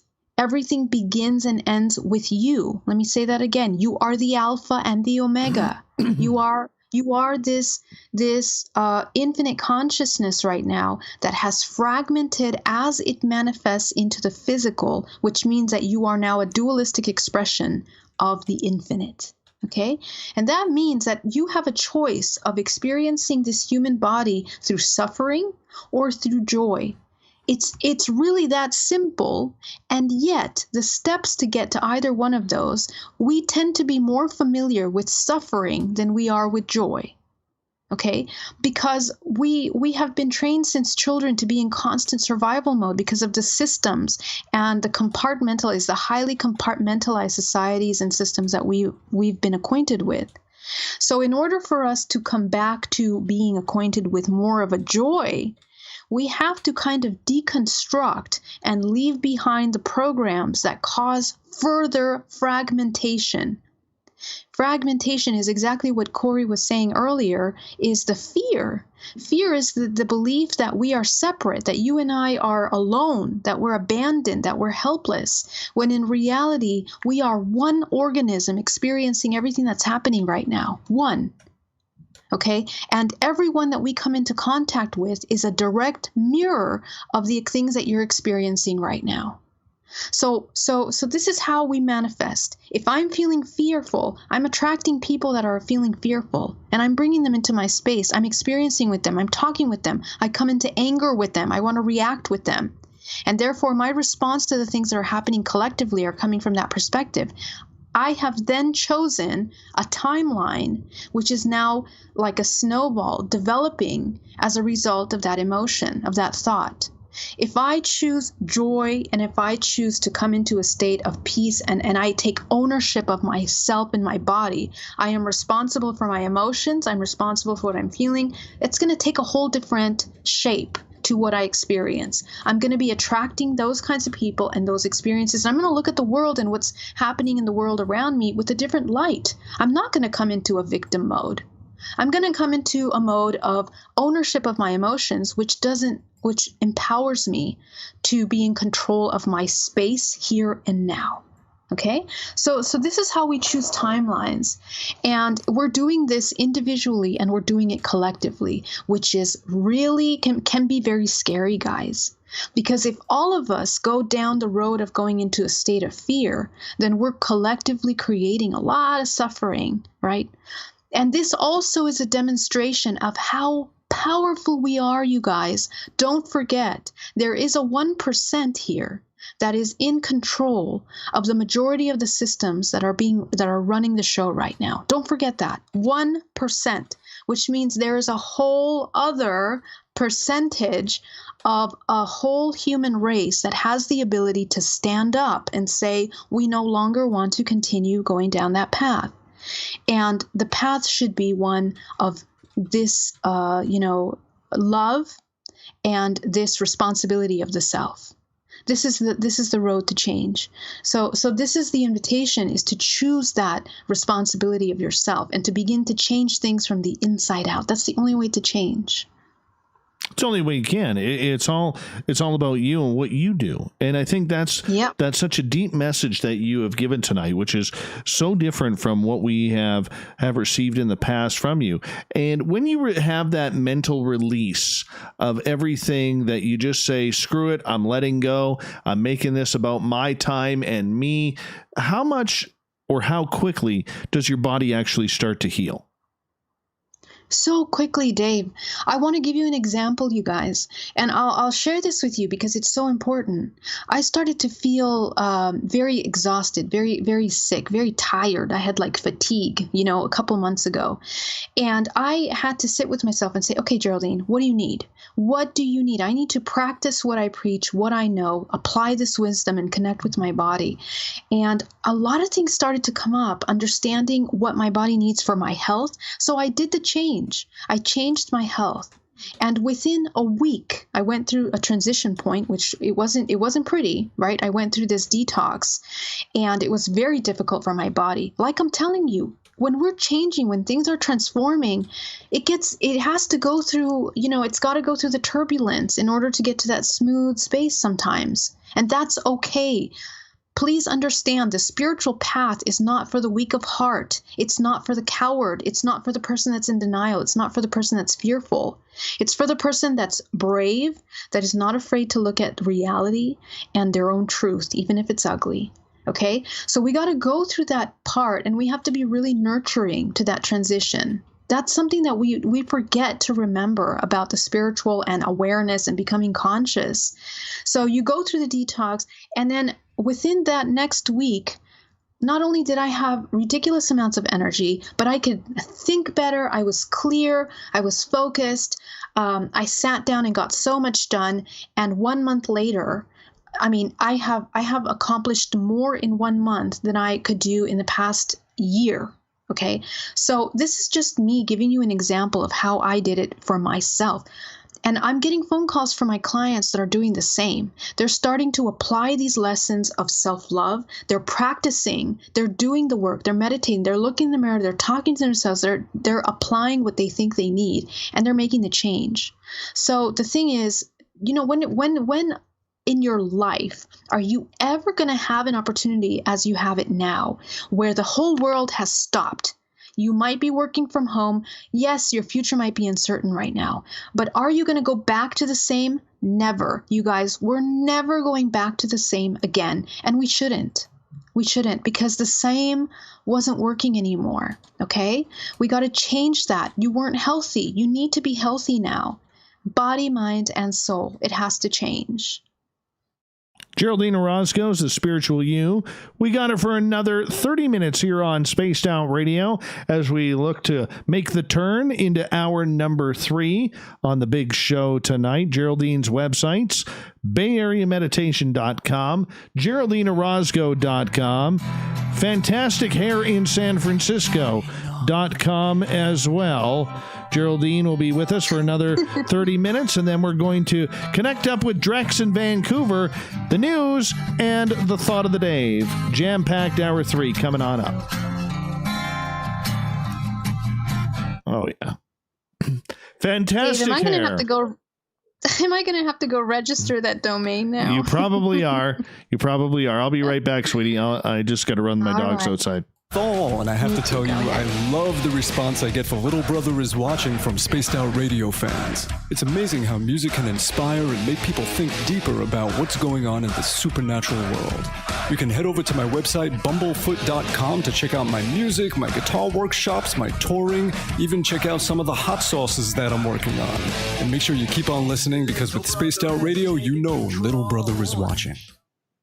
So, you love talk radio? Then you'll love TalkStreamLive.com. TalkStream Live is always on, 24/7, with the best streaming talk shows. Find your favorite talkers and discover some new ones. It's free, readily available online or on mobile with any smartphone or tablet. Finding your favorite talk shows all in one place has gotten a whole lot easier. Just go to TalkStreamLive.com. Be sure to download the free apps from Google Play or the iTunes App Store.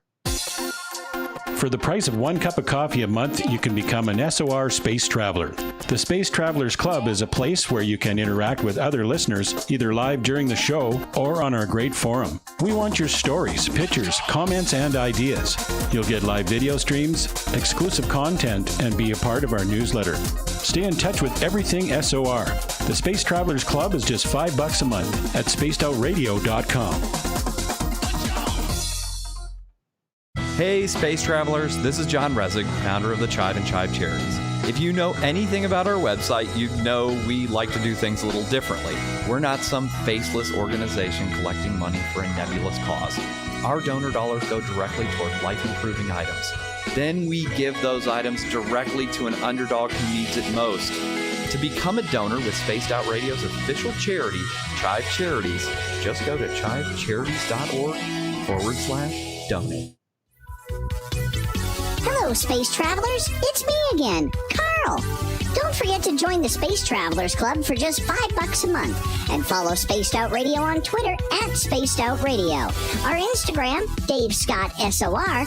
Our Facebook page is Spaced Out Radio Show. Our archives are free at youtube.com/Spaced Out Radio. Come woo it up with Spaced Out Radio today. Bye. Hi there, this is the paranormal lawyer Michael W. Hall. I'd like to invite you to listen in each Sunday night where we're going to open up your eyes to everything strange and paranormal. I will be hosting some great guests with topics that affect us all, such as UFOs, ghosts, and everything paranormal. Let's learn together on Spaced Out Radio Sunday with myself, Michael W. Hall, the paranormal lawyer at spacedoutradio.com. Hello, everyone. This is Ryan Stacy from the Experiencer Support Association, otherwise known as TESSA.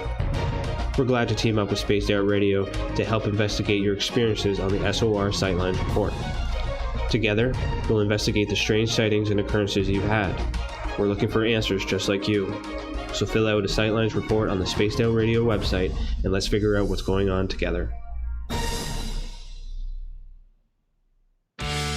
Hey everyone, I'm John Edwards. And I'm Stacey Edwards. Together, we're taking over Saturday nights on Spaced Out Radio, where we're going to bring our own experiences of the paranormal and talk to the best people we can find to help bring you answers to your strange tales. We're here to entertain your need for weekend woo! So tune us in at spacedoutradio.com starting at 9:06 Pacific, 12:06 a.m. Eastern, where we can all get a little spooky together. Spaced Out Saturday nights right here at spacedoutradio.com.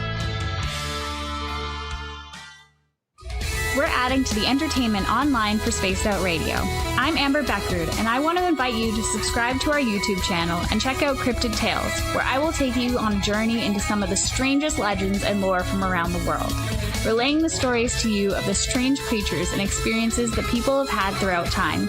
You can find Cryptid Tales at youtube.com/Spaced Out Radio. And while you're there, don't forget to check out our free archives and leave a comment. See you there. The party is always on at the Moose Vancouver. The Moose Vancouver is where you want to be when visiting Canada's West Coast. Open until 2 a.m. nightly, the Moose cranks up the rock while serving some of the best rated food in the city. Geraldine. The menu.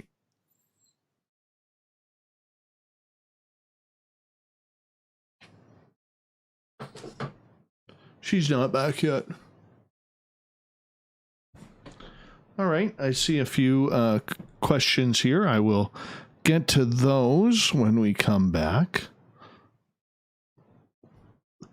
I do not wear a CPAP when I drive.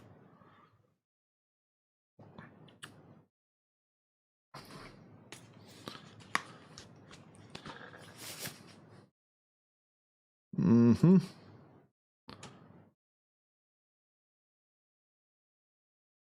Do do do do do do do do do do do do do do do do do do do.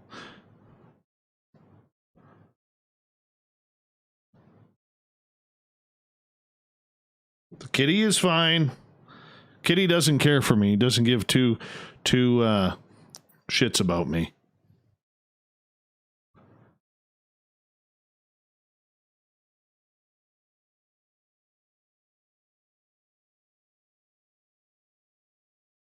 All right.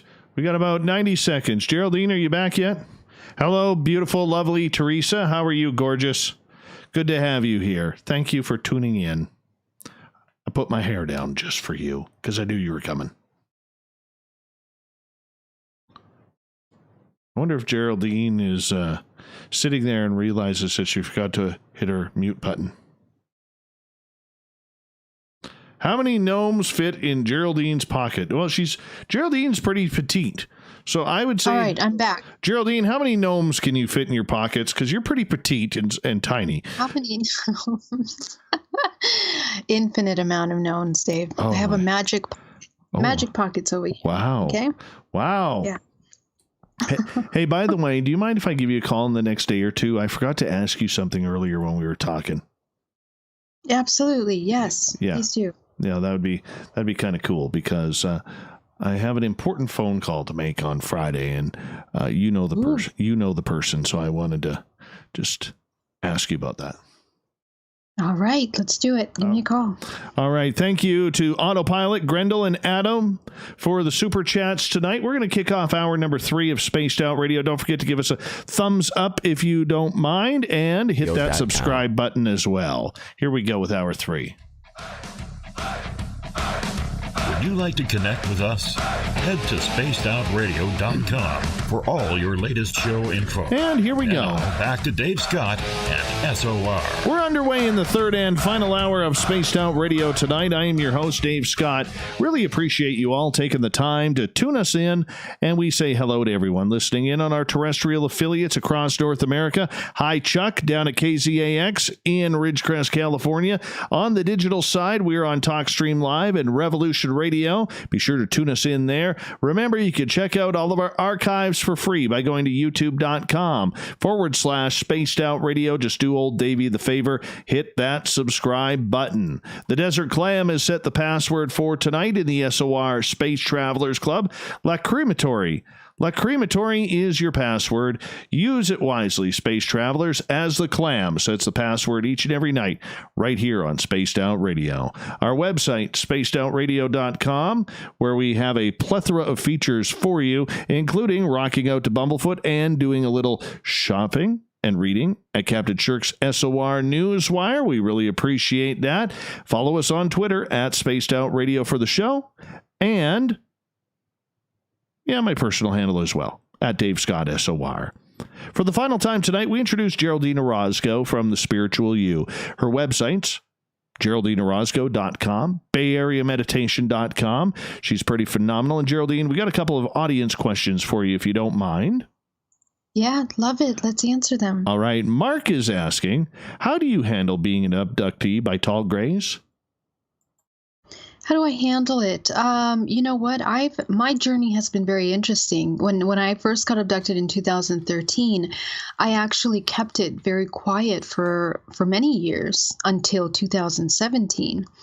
And the reason why I kept it quiet is because the partner that I was with and my career and everything, at the time, because it was such a new thing, everyone was like, don't talk about it at all. And I know a lot of you experience that kind of resistance from family and friends sometimes too. But I didn't feel well with that. It didn't sit with me. I really felt like, we needed to talk about it, especially because I'm a part of the hybridization program. So after I got my regression, I made those hypnosis regressions public. They are live. You can watch them on YouTube under Alba Weinman 133 and 178, which is the one that I talk about reliving literally those abduction experiences. After going so public, it was inevitable for me, and the transition became very natural. It was a time in which I had to be completely authentic and real with who I am in my life experiences. And I owned it. That's what happened to me in my life. There's no illusions of whether it's real or questioning what had happened. There was no need for that anymore. And I think that the good thing about having the regression is that it helps you integrate. So if you're a contactee and you've had regression or you're thinking about it, that might really help you. The other thing that helped me was going to support groups. When I went to support groups, I heard other people talking about their experiences, and my mind was blown. I even met a person that I saw on the craft with me. Okay, so those kinds of things really help me integrate my own personal experience, my own existential crisis that came as a result of this kind of information, and it made it where I had to own it really, and just be okay with what's real, which is my experience. So I suggest if you're having trouble, what do you need? Do you need more information? Do you need confirmation? Do you need support from others? Always remember that sometimes we can't depend on others outside to give us permission to accept the things that happen in our life, or to accept or give us permission to say that the things that happen to us are okay or not okay. Whatever it is that you are fighting within you about your own personal experiences, you have to be your own person to give you permission. You're your own foundation. And when I realized that, I didn't feel like I needed to ask other people to approve what was happening, or to, like me or not like me for what was happening. So that's an important growing part of this kind of experience. That is a great invitation. Yeah. All right. Let's get to Peanut Butter Rolls, who is asking about your 24 off-world children. How are they? All right. Have you got to see any of them lately? I have had contact lately, but not from the same group. And I have not seen my children. I've communicated with them through light language, and I was just talking about this on an interview I did a couple days ago about how in 2000, let's see, when was this? Last year, at the end of last year, I started speaking light language, and it was through light language that I downloaded a whole communication with them. How did I know that? Without telling someone that specializes in translating light language, I sent them the recording of what I had spoken during a meditation, and they wrote me out 3 pages of this communication talking about very intimate aspects of contact that I hadn't shared with anyone publicly. So I was really blown away by this person that was able to translate the light language, and I was having communication with these children, supposedly. But I'd also like to add that my perspective of connecting with the children has changed drastically. It has evolved. And the reason for that is my perspective is, if there's this extraterrestrial contact and there's hybridization programs that are meant to take children and to procreate and create more life, my question is about free will and where my choice played a role in the participation of those programs, right? So I question that a lot.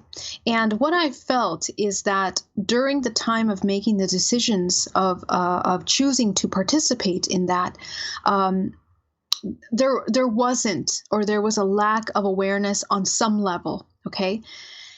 So I think that as individuals that are part of these hybridization programs, we have a choice. We have a choice of continuing feeling these abductions or pulling away from them. And at this point, I have broken all my contracts with them. So I'm not experiencing them with the same group. I'm experiencing some with some other groups now. Those other groups, what kind of species of ETs are they?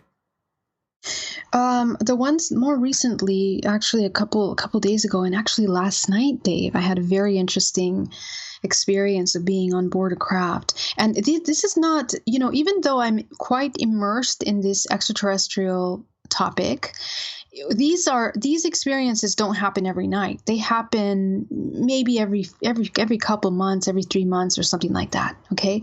So it's they stand out. These are tall grays that I have seen. Yeah, that's what I remember. All right. I got to ask you this. In regards to having the 24 hybrid children, does there come a point at your age, and I have no idea how old you are. I mean, you look you're in your late 20s, early 30s, but at your age or any age out there, is there an age cap where these type of situations for the hybridization program end? Or does it just continue, say, from the time you hit puberty right up until the time you die, if you're lucky enough to make it to senior citizenship? Yeah, that's a very excellent question, Dave. And it's something that I'm trying to research, Dave, because the funny thing is that I get women that are already, been in menopause for many years. They're in their 60s already, even 70s, that write me and tell me that they still have certain experiences and that seem to involve the hybridization program. So it's very interesting. And the conclusion that I've gotten to is that based on the idea that we are multidimensional beings and that we as multidimensional beings have, in a sense, aspects of ourselves that are living other timelines, like we were talking earlier. Okay, so for example, every experience that you choose is a potential timeline. Now, that vibrational signature that's created from that possible timeline is living itself out. on some level. And this is actually proven, scientifically proven, okay? Or they've done a lot of experiments on this, on how these potential timelines live themselves out. It's basically like a mathematical algorithm. It's an X factor that plays itself out in one equation, okay? And there's many multiple equations. Let's say a certain fragment of yourself in that equation is experiencing a past life or a future life or an alien life or another aspect of yourself. I think that through the substance of DNA, they are able to access other aspects of your humanity, of your human self or non-physical self, in order to continue the hybridization program. So in other words, they can take genetic material from you that's not necessarily having to do with your womb or, to procreate the child within you or gestate the child within you, but they continue taking this material which holds on to the prime material, which is, of course, your DNA. That's really what they're after. And so I believe that these experiments are carried out late for some people into the late 70s and 60s and 70s, because I've met a lot of these women and men that continue to have experiences as if they were experiencing some kind of participation in the hybridization program. So I think there's much more to these agendas than we know, Dave. I think there's much more. Mark is asking, what are the new ones that you said? You said before the tall grays were abducting you. New ones? New race? Is that what you mean? Yes. Like a new race? Well, a race that I've kind of come in contact with over the past 6 months is these very tall blue beings that are a little bit they're quite unique, actually. And I haven't really spoken very much about this or shared anything, but they are like tall grays with smaller heads, but in the color blue. Okay, very, very slim, very tall, very thin, very, you can see their entire body is almost like a translucent blue. And what you see is what looks like some kind of light structure, like almost like their skeleton is like a light structure as opposed to bones or like, muscle mass. So that's what they look like. It's very interesting. And the dialogue with them is extremely limited and controlled and very precise. Very precise.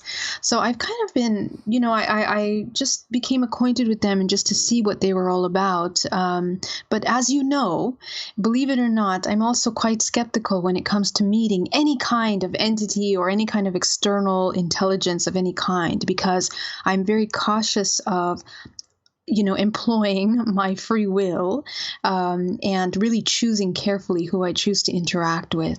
So it was just interesting to experience that. And I want to share that because, I don't know about you, Dave, but I've been hearing that a lot of people have been having sightings and they have been experiencing a lot of contact recently. Have you heard anything about that? But I'm getting emails left and right. Everybody's having contact but me.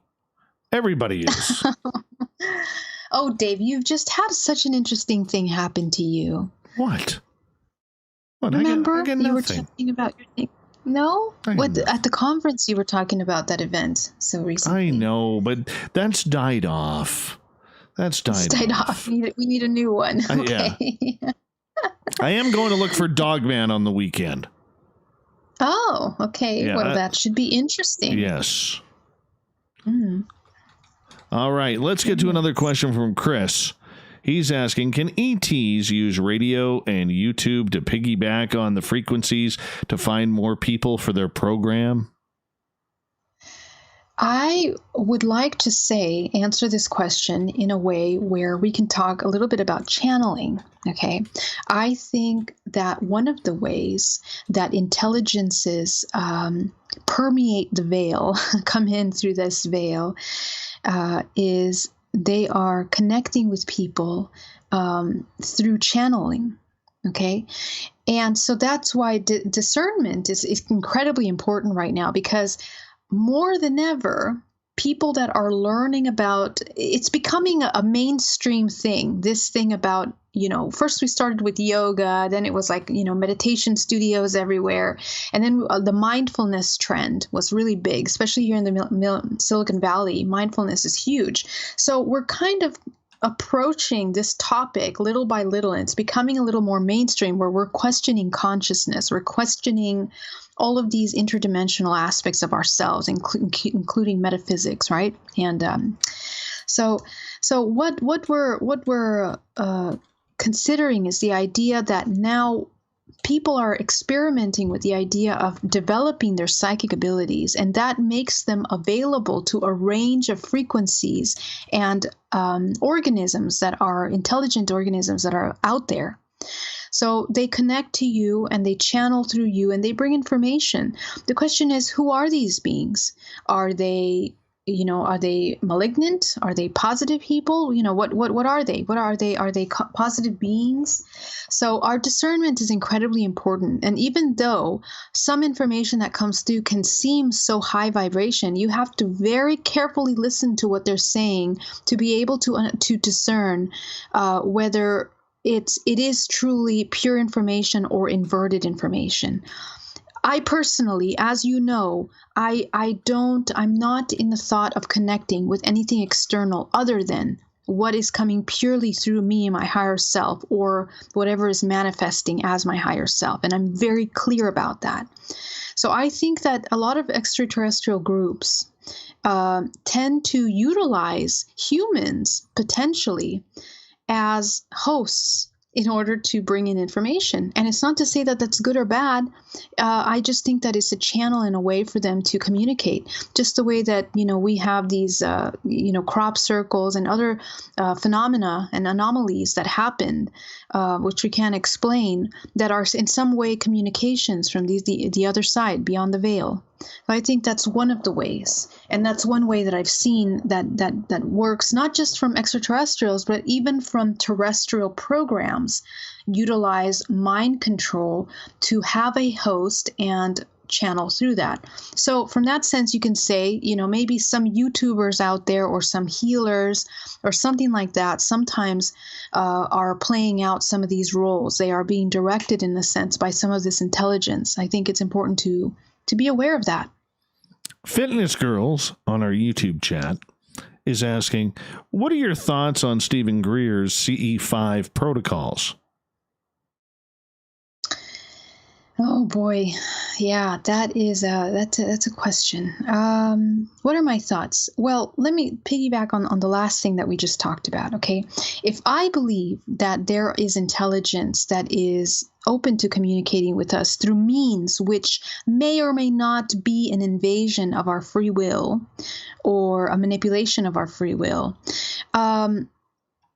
why connect or try to connect with extraterrestrials and UFOs, call them into your space, when you can have organic experiences on your own by connecting with your own higher self and accessing the aspects of yourself which are available to you for extraterrestrial contact? I think that it's a very real thing, and you can have UFO sightings. I've done UFO sightings. I've done CE5s. I participated in them. We've had contact. We've seen craft, and I think it's a very real thing. But the other side of it, and I always have to have these two sides, so please bear with me, okay, is who are we calling in? And why? Why are we calling them in? So I always want to invite you to look at both sides of the coin. Yes, you can have contact, but my thing is, what's your intention? What are you trying to get out of it? Because there's also people that have experiences and then they go down rabbit holes that they don't want to go down, right? It's all based on their perception, their intention, and their ability to cope with what's unknown that will define those experiences. If you're a very high vibration person, you might have an incredible experience when you come in contact with these extraterrestrials or UFOs. Okay, so it's important to see that, because we have a very long history of relationship between the government and extraterrestrials, which has resulted in manipulation of consciousness and free will. So I don't tend to agree with that. And I would like to be very cautious in noting that when we are making contact, that we are in our five senses, fully grounded and aware of our intentions and why we are wanting to connect. That's all. Other than that, please feel free to connect with whatever it is that you wish to connect with, of course. We've got 90 seconds left with you. I want to fit in one quick question here from Mark. Quickly define DNA reprogramming. DNA reprogramming is identifying what your vibrational frequency, your highest vibrational frequency is, in order to, which is made up of all the information that your entire organism is storing. So everything we talked about earlier in the show, pain, suffering, trauma, programs, which are in this lifetime and ancestrally brought down through your mitochondrial and I'm so sorry, I forgot the other one, but your father's lineage and your mother's lineage, down that lineage coming into your body. We deconstruct all of those programs that no longer work in order to bring you into a new vibrational frequency. Okay. And we do it through regression. We take you back into the root cause of those programs. We open them up. We work with them. We heal them. And we reintegrate fragments of your soul that are created from there. And that also goes down the line of working with your ancestors. Okay. So it's a very deep work. It takes a lot of dedication. The sessions are an hour and a half to 2 hours. And I guide you because I can see everything that you're seeing in your session. I guide you through the session to be able to process all of the trauma in order for you to really understand and create like a very strong foundation for change moving forward. So it's long-lasting effect. It is a long-lasting effect. It's a foundational effect. That's what it's about. Awesome. Geraldine Orozco, we will talk to you on Tuesday, July, let me see here. I'm going to fit you in there somewhere. We'll fit you in. I got you there. All right. GeraldineOrozco.com. We'll talk to you in July. Much love. Coming up next, we're going to join Drex in Vancouver, and we're going to have the news and the thought of the day. Stay tuned. Thanks so much, Dave. It's been a pleasure. Much love. Much love, my dear. You take care, okay? All right. See you soon. All right. Bye-bye. Good night. Good night.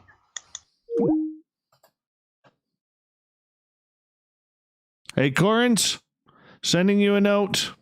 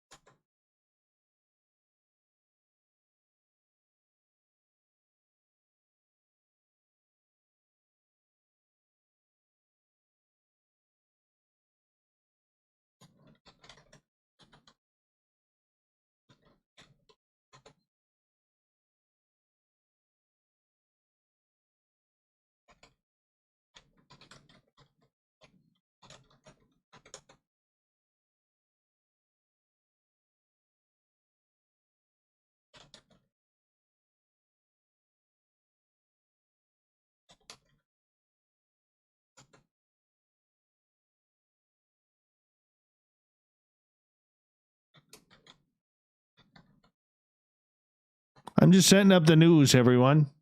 Setting up the news. Who wants to news with me?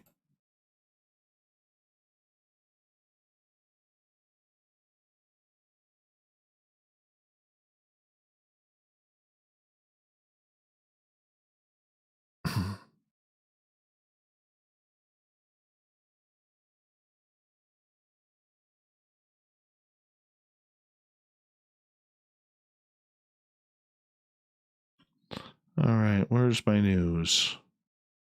All right, what's this one? Largest library book find. That's fantastic. Sled dog race. Let's get to that. That's always a good one for us. What else we got here?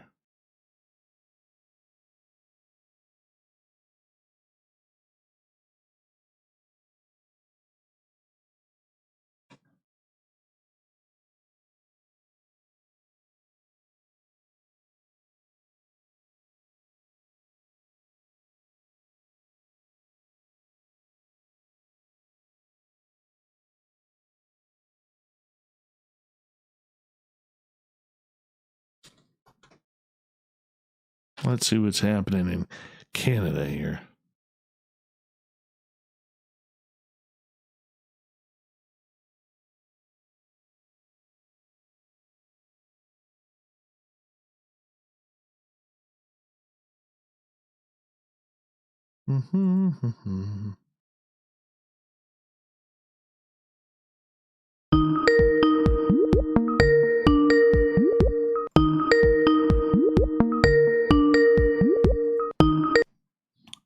Hey guys, how you doing?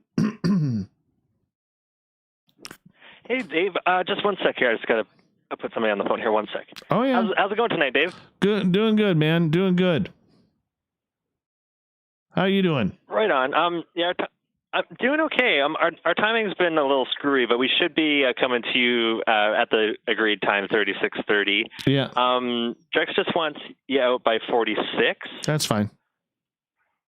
That's yeah. fine. So so I'll have you on hold here and just we'll be with you very shortly. Okay. Sounds good. All right. Thank you so much, Dave. No problem, buddy. Apologize to a lot of people. We've made reparations, but there's still a lot to do. And we'll take care of it, especially with the police. Okay? I know of the same conversation that you were discussing with young Sikh and South Asian men, and with young Asian men as well by their fathers. Okay? Vietnamese descent and so forth. Okay? And they tell them the same things when they go out in the group in their car, because they're all driving cars, and that's who the police target. And we know that in Vancouver.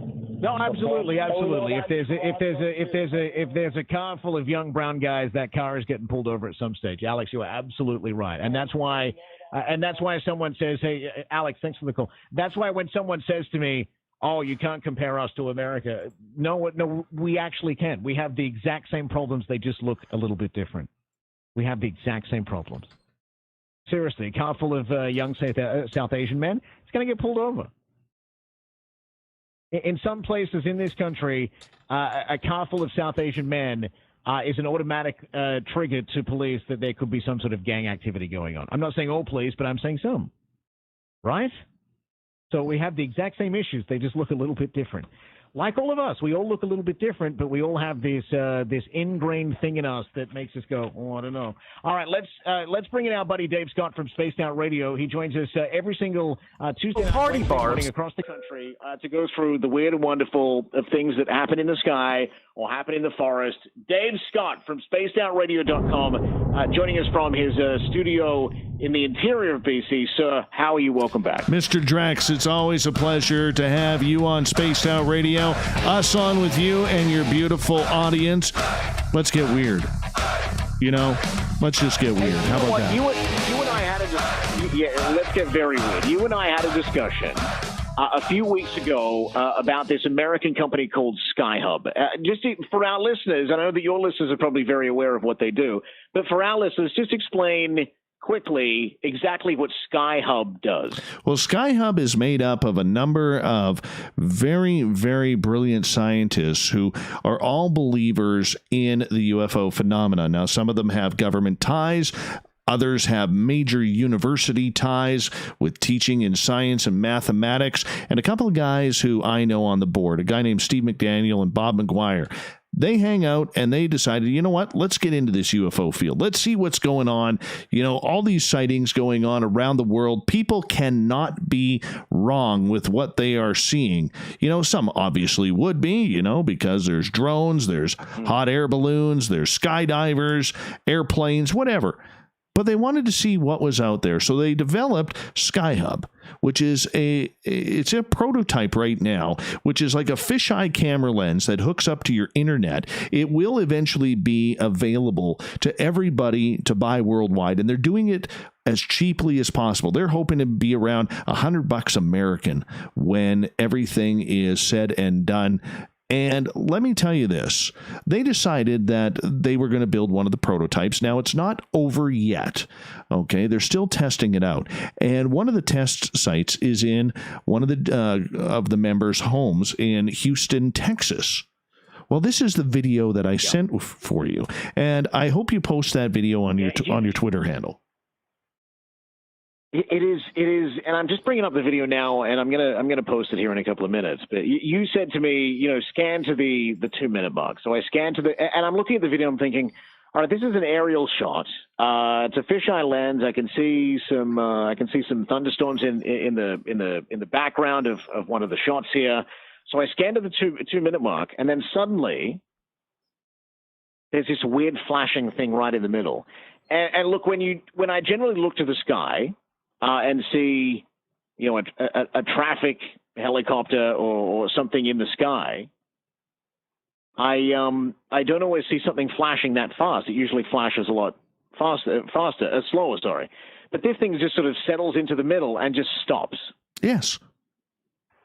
Yes. So what happens there is when people take a look at this video, all right, if you look to your left about 9 o'clock, you're going to see the moon. And then all of a sudden you're going to see just out of nowhere, this light comes from deep in the sky. And then all of a sudden it starts heading to about 1 o'clock, then 2 o'clock, if you're counting by a clock time. And then what happens is as it's moving towards 2 o'clock, it starts to flash, almost looking like an airplane or a helicopter or something along those lines. And then it stops. And it sits there for about 30 seconds, almost like it's wondering, well, hey, what are we going to do now? What are we going to do now? And then it makes like a 90-degree turn. At a high rate of speed. Yes. Now they calculated. And it does it twice. Yes. They calculated the speed to be around over 1,000 miles per hour that it took off. Now, that's the initial calculations. Now, there's nothing that proves that number. That's just an estimate right now. But the fact that this thing at such a high rate of speed in such a short amount of time was able to make 2 90-degree turns and then take off right out of the fisheye camera's view is absolutely incredible. Look, realistically speaking, they don't know what the height is. They don't know the official speed. They don't know if it was a drone, if it was a helicopter. You know, they're still doing the tests. But what they caught on this film is exactly what they've been hoping for. And now that they have the test video, they know the product works, and it's only about 75% done. Wow. And when you sent it to me, I'm like, oh, this is just a drone. And then I saw it speed away. I was like, no, it's not a drone. That's something else. We got aliens, my friend. We have aliens. And that's what it comes down to. It's never really aliens until it's aliens, right? Exactly. So, isn't it? As I always say to people, it's never aliens until you have the experience, and then it's always aliens. Doesn't matter what it was, you know. So let me ask you, as a UFO enthusiast, you are as someone that does this as part of their radio show and talks about different things that people see in the sky. Are you planning on getting one of these cameras for your house? I'm hoping to have one by the end of summer. Are you afraid about what's above you? Oh, no. You're joke, really? Oh, yeah. I plan on getting one hopefully by the end of summer. Actually, one of the scientists, Bob McGuire, is planning a trip up here to where I am in 100 Mile House, British Columbia. And he is planning on hopefully bringing me one at that point. And thank you for tweeting that out, by the way. And I got to say, I'm excited. Weird stuff has been seen at SOR headquarters here, man. It has been seen. So, well, didn't you have a something show up at your window once? So I'm imagining if you're putting a camera facing directly to the sky above your house, they're going to know that you're wanting a second visit. It's going to be like Mulder putting the X in the window. Absolutely. We're alien friendly around here. Actually, one of the tests that they want to do with the one that I'm going to be at my house, they're very interested to see how it reacts in the cold. And up here where it gets to minus 25, minus 30 Celsius in the winter, they want to see if the technology will be able to hold out at those temperatures as it sits outside. Because I plan on leaving this thing in my patio. We get a lot of clear, dark nights up here. Perfect for sky watching. Perfect for seeing something very, very strange. Yeah. And, we're going to go for it. We're going to check it on out. I can't wait to see what you actually find. Are you... I'm sure that you and your wife have spent a lot of time sort of sitting outside looking up and sort of seeing what happens, because to be able to have that access to dark sky is kind of cool to begin with. Based on what you've seen just with the naked eye, do you think that camera's going to pick up some pretty interesting things? Oh man, I hope so. My life is way too boring, man, not to have something like this happen. I mean, it's not every day you get yourself some aliens hovering above your house. So you have to try that out. You have to try and make sure that you get it. And, hey, the only way you're going to be able to know is if you're checking it out. Now, for some people who aren't prepared for it, and you go and get one of these boxes when they're available to the public, I'm telling you, it may scare you. Yeah. It may scare you. You may not want to know. Moses, one of our listeners in Richmond, wants to know, what if the aliens are avoiding us and our cameras? That's a great question. That's a very good question, and they might very well be. But, we know they're out there somewhere. We know they are being photographed, maybe not so much the aliens, but these unidentified aerial phenomena.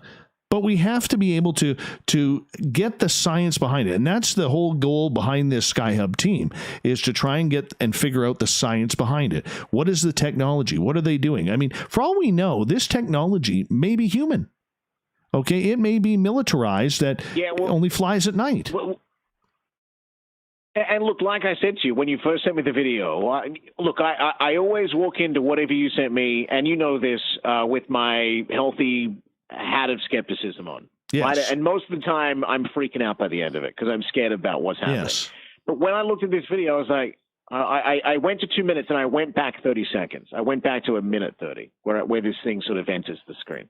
And I was just like, he's just talking about an aeroplane. This is just an aeroplane. And then I watched it, and then it was like, okay, it's stopping.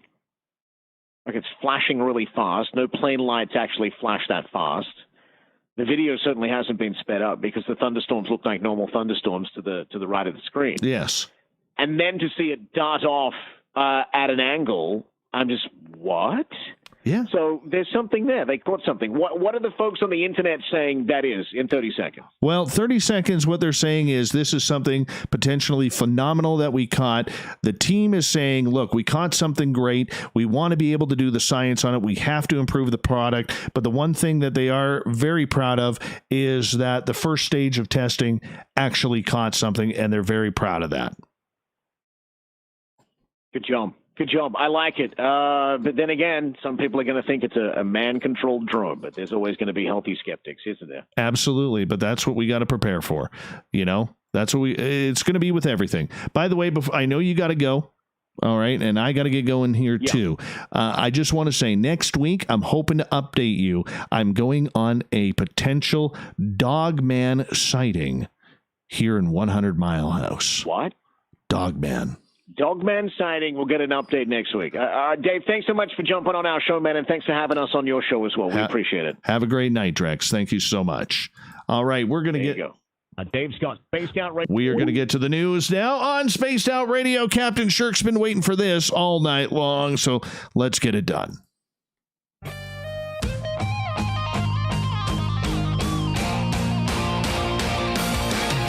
Everybody sing. And this is how it ends. Perfect. That's all I know.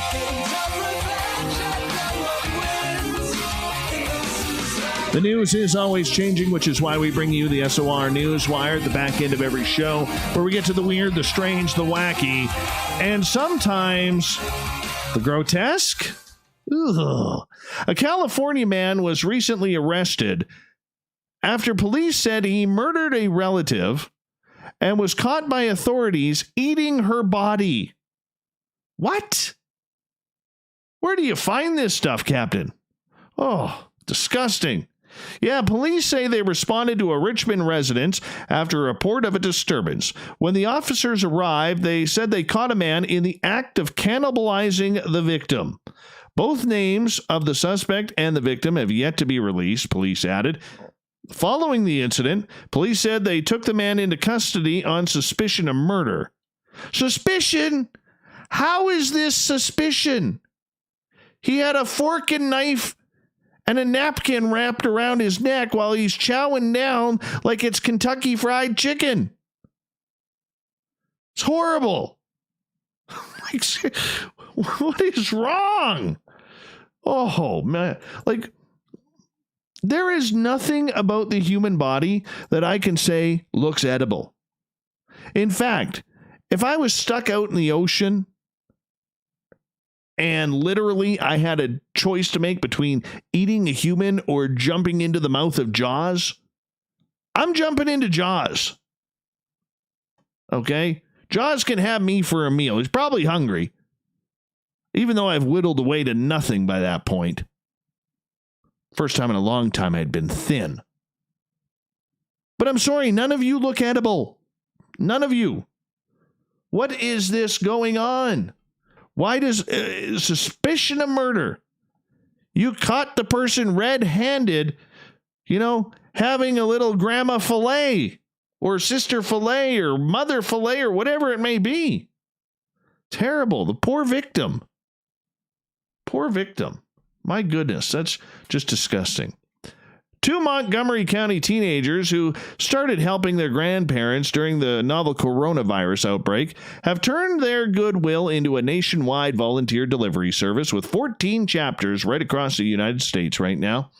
The Friends of Montgomery Blair High School, Drew Pye and Matt Casertano, were both buying groceries for their grandparents in early March as coronavirus cases started appearing in the Washington region.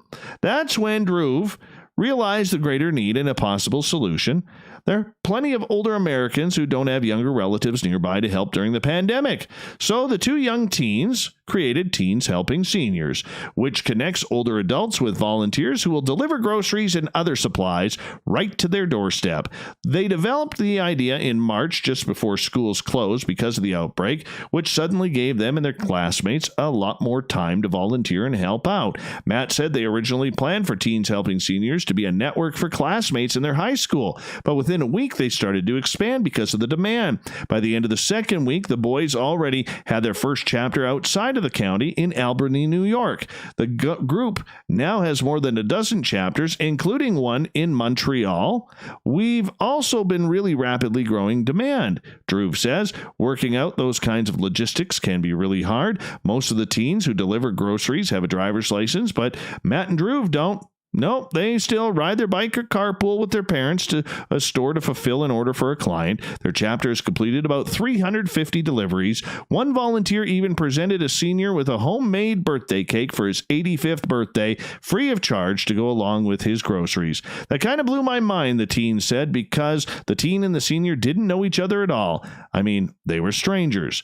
In Montgomery County, the group has about 250 volunteers. Some shop and make deliveries, and others on the team are dedicated to logistics, connecting seniors with volunteers. Others maintain the group's social media presence, getting the word out about the service. Seniors, by the way, who are interested in the service can email the group and include a home address and preferred schedule for deliveries. The teens will assign a volunteer and the client will email over a grocery list. When the volunteer is about to go to the store, they call the client to confirm the delivery time. The clients can leave their payment outside or pay using Venmo. I think this is a great idea. Good for these kids. Good for these kids. We got one more here. One more. Emily Canelos Sims has received a Guinness World Record for the largest book fine ever paid at more than $345. Canelo Sims paid the $345.14 fine, even though she wasn't the one who actually borrowed the book. She found the book, Day and Deeds, a book of children's poems, in her mother's house that was due back at the Kewanee Public Library in Illinois back on April 19th, 1955. The fine had accumulated at 2 cents a day, which she paid it 47 years later. Though the fine was the largest ever paid, some books have taken longer to return to the library. George Washington borrowed a book, The Law of Nations, from the New York Library after becoming president and never returned it. The Mount Vernon estate returned it 221 years later.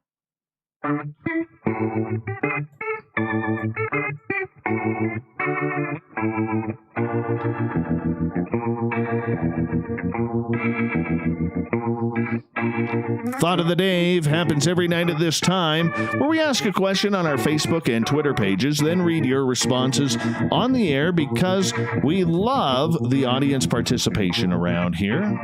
Today's Thought of the Day is as follows.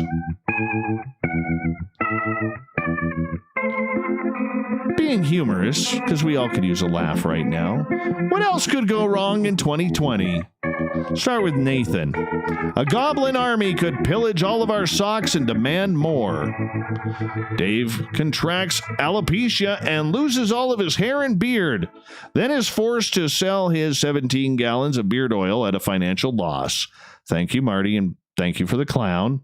Appreciate that. Joe. Dave stumbles upon an entire Sasquatch community and watches as they play soccer. Really? Following which they have breakfast for dinner. Come on! Dave does not report the sighting. Not one bit.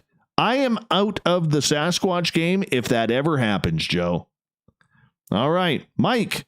Murder hornets find out my checking account, tracking number, and PIN. Oscar, the off-worlders decide to cut ties with R. Keith Andrews. Greco, well, it would be worse if all the Taco Bells closed and I was stuck with those disgusting $1 tacos from Burger King. Yuck, stick to the burgers, please. Chip, I go back in the closet. Antisocial, a contagious flesh-eating disease is released into society. William, I could get married again. Oh, no, we don't wish that upon anybody. All right, let's move on here. Olaf, the Call of Cthulhu. Enough said.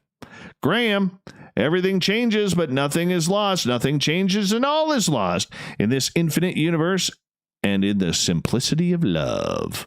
Kelly, world hunger would be solved, but by none other than Mr. R. Keith Andrews. You guessed it, folks.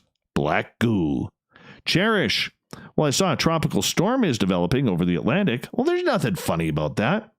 Alex, a young Earth creationist, discovers Bigfoot and proves it's a primate. It's not a primate, but an alien. The world would not recover from such abomination. Chris, it's Bearmageddon season. Matthew, Godzilla stomps rioting. Leon. Oh, Leon. Condom manufacturers are targeted with sabotage and a myriad of surprises show up. Debbie. Lose my virginity, so I'm not the 50-year-old virgin. I do have 4 kids, though. Oh, she's got some of them alien kids. Tim. Arctic hurricanes that carry polar bears to major cities, a.k.a. the polar vortex. That's where we're going to leave the thought of the day today. Thank you so much for participating. I wish I had time to get through a lot more because there's some funny ones in here. We're going to do it all again tomorrow on Facebook and Twitter, so make sure you check it on out if you want to play along. We encourage you to do so. And a big thanks to Captain Shirk for the abbreviated but absolutely pleasurable SOR Newswire, which can be found at spacedoutradio.com and on our Facebook page, the SOR Newswire. So make sure you check that on out as well. Geraldine Orozco from The Spiritual You comes in at the beginning of every month to let us know what is going on, how things are going, to find our Zen and our Chi. We'll talk to her again in July. We got Mr. Ron Bumblefoot Thal rocking in the background with Little Brother Is Watching. Bumblefoot is the official music of Spaced Out Radio, rocking us in and out of every single show. Get your horns up for the guitar god himself. Special thanks to everybody listening in at home, in your cars, at work, wherever you may be. Thanks to everyone participating in our chat rooms on YouTube, LGAB, Revolution Radio, Spreaker, Facebook, the SOR Space Travelers Club at our website, and to all the snarkers and snarkettes who've been hanging out at hashtag Spaced Out Radio all night long. You were absolutely magnificent tonight. I know you're out there somewhere. Remember, this show is copyright by Spaced Out Radio and SOR Media Ventures Limited. Thank you so much for choosing to share your evening with us, because together, my friends, We're watching. we own the night. Mr. Bumblefoot, we need a favor. We need you to take us home.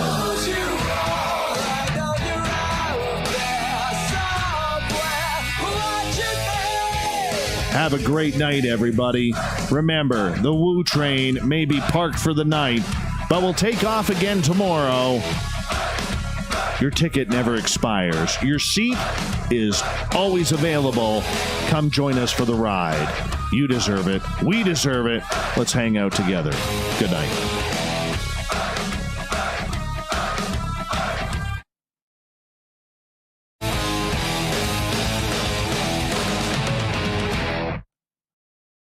That's a good show, everybody.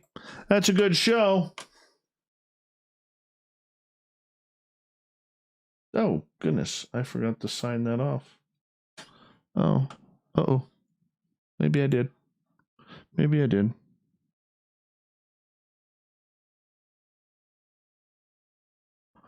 Oops. Oh, we'll soon learn on that one. Did not mean to hit that button. Oops. Thanks, everybody. Thank you. Thank you. Take these bad boys off. Oh, man.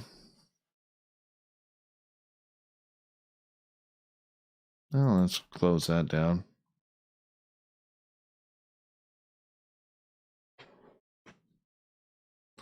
Oh.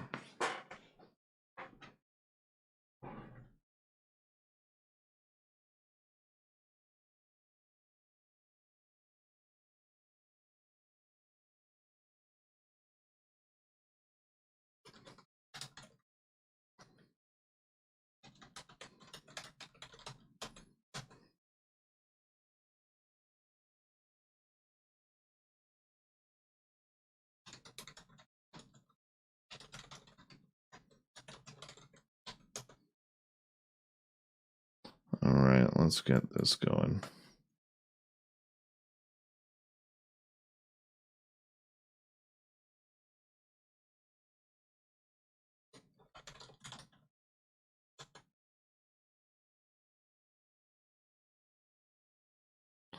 Oh, that kind of pisses me off.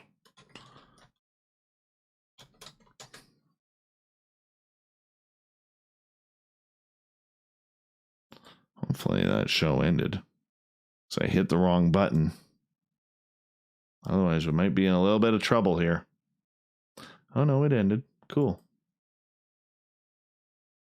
View episode. Let's download this bad boy. Good night, Cherie. Good night, Grendel.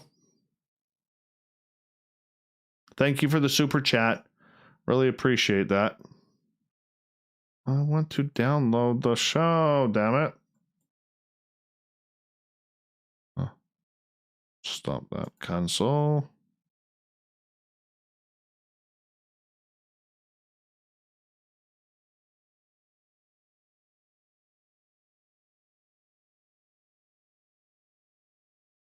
Mm-hmm.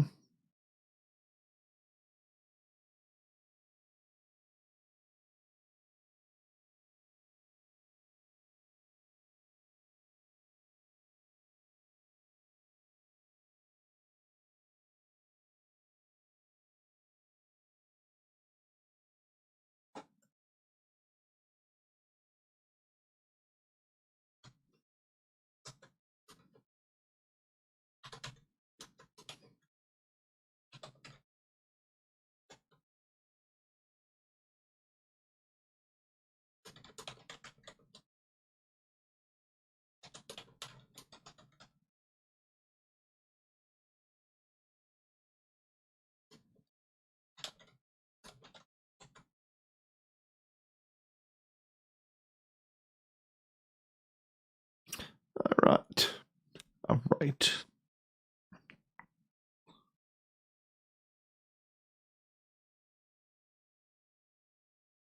What happened? What happened was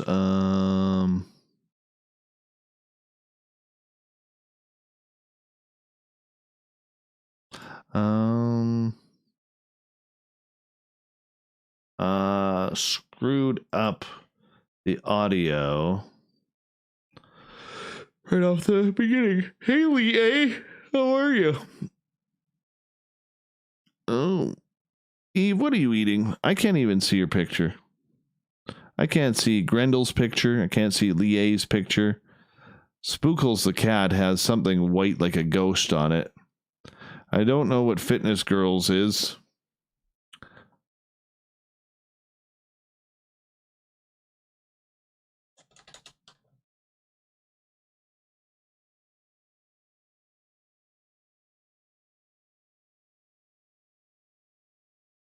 Let's go here. Let's check me out live here. It's no better on this computer screen. Good nighty night there, beautiful Teresa. Can't tell what corns the booking guy has either.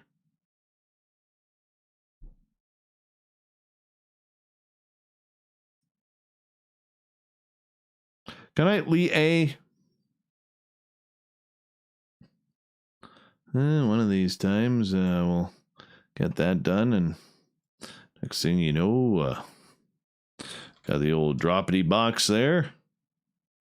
Now we'll make this the we transfer box there. We can kill that. We can kill that. What else we got here? We can kill that one. Kill that one. I'm killing the amount of screens I have opened up right now.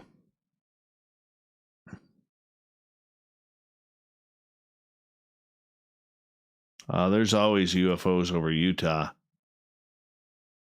Where's Quizzy going? Where's little Quizzy going?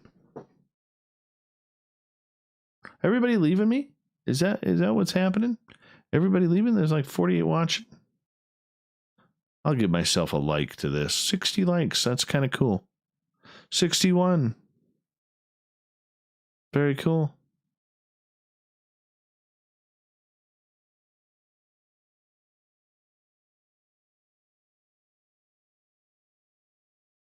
Lee A has a picture of her and her doggy. I can't see that. I need like a magnifying glass. That's what I need.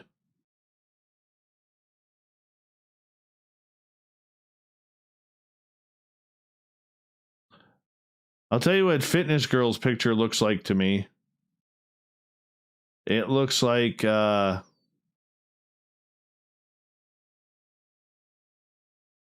looks like a dark shadow. That's all I know. Devin's looks like I don't know, like a face that's on the side, cuddling like a dog or a cat.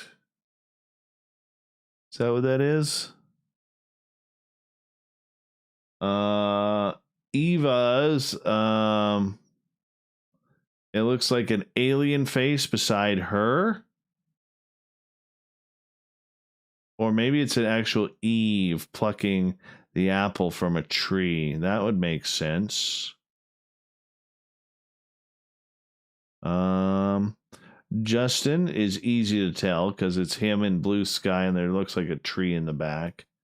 I know Teresa. One of those is Teresa. I'm not sure which one.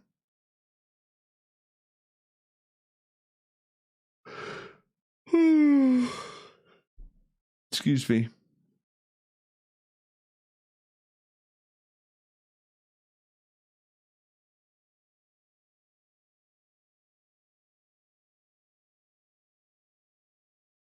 It's a cat cuddle pic. Oh, Eva is actually posing as Eve. It's the dawn of time where Eve literally learns the fate of the apple. And that's where men from then on in history could just blame Eve for everything.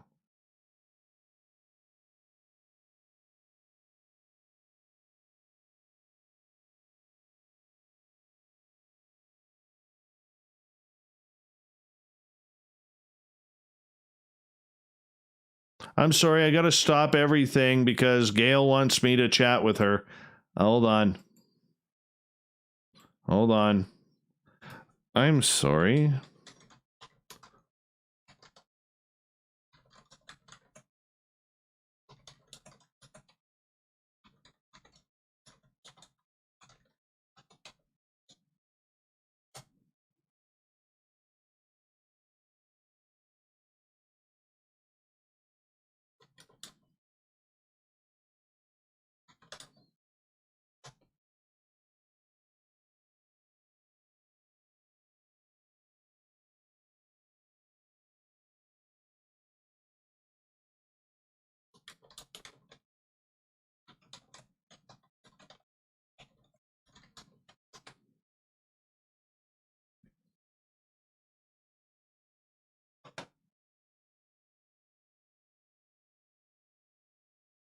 Downloading.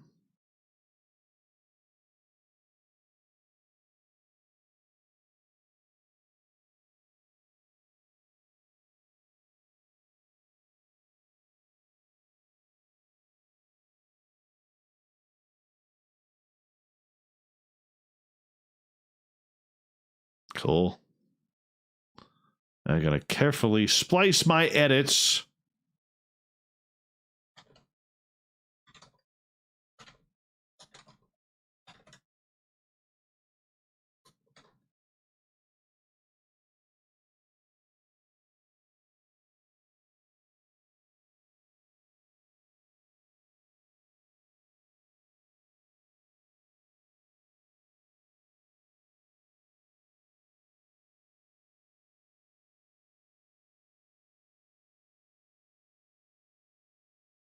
All right, where is this? It's right there.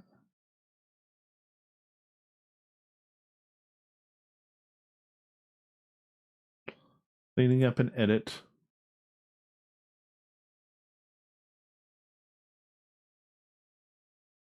There we go. That looks good. Gosh damn it, I'm good.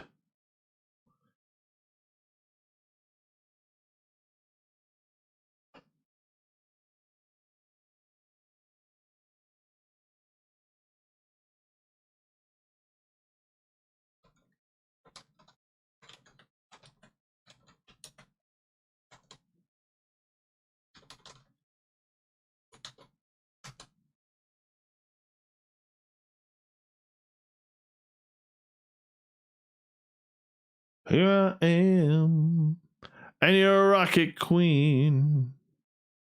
I might be a little young, but honey, I ain't naive.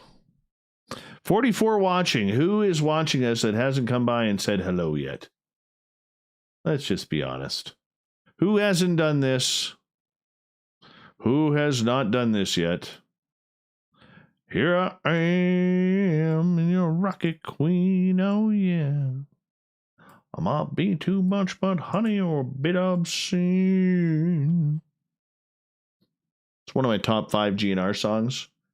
Little Rocket Queen.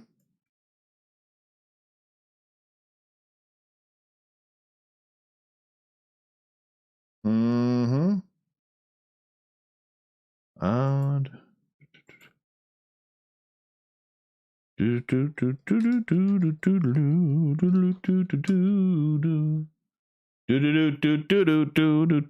do do do. I got the tongue like a razor, a sweet switchblade knife. Walking through favors and you'll do whatever I like. Here I am, your rocket queen. My barely young, but honey, ain't naive. Hell of a lot better than that White Lion Bart L and his Third Nipple crew were wanting to sing earlier. Here I am, and your rocket queen, oh yeah. I might be too much, but honey, you're a bit obscene. Do do do do do do do. Do do do do do do do do do do do do do do do do do do do do. They're boarding up downtown San Diego. San Diego. Ah, yes. Translation: a whale's vagina. One of the greatest movie lines ever. No, I think it was named after Saint Diego. I don't think you're right there, Veronica Corningstone, sorry. Veronica Vaughn, she was on Billy Madison. Pete Sampras' wife. Just, how they screw that up?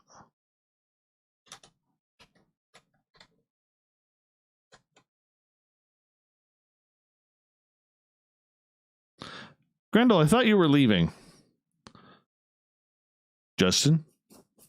What's going on? What do you mean no comment?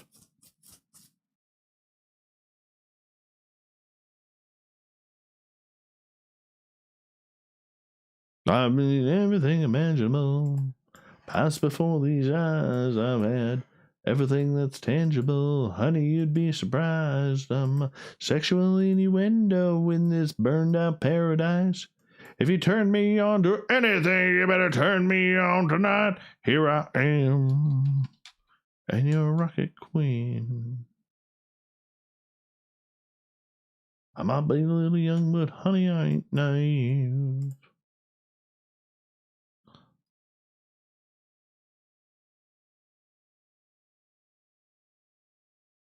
My God, I'm only on number 3. Boy, editing is taking forever tonight.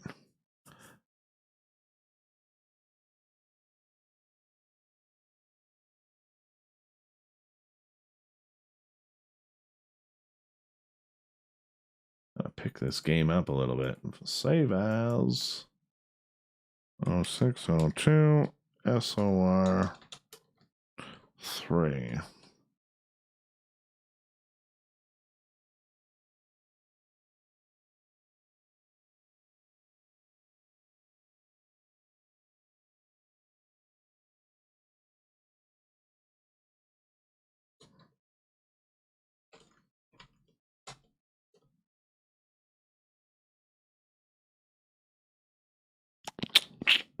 How can you not be a GNR fan, Justin? Greatest music ever recorded. Besides Freebird.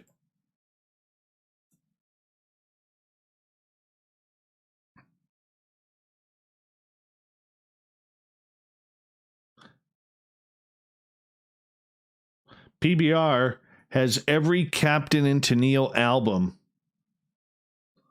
Back in 1976, he actually went trick-or-treating as Tennille. He was 25 years old. I don't get it.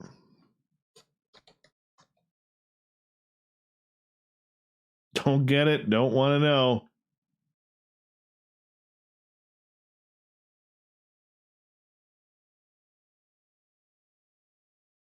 not my place.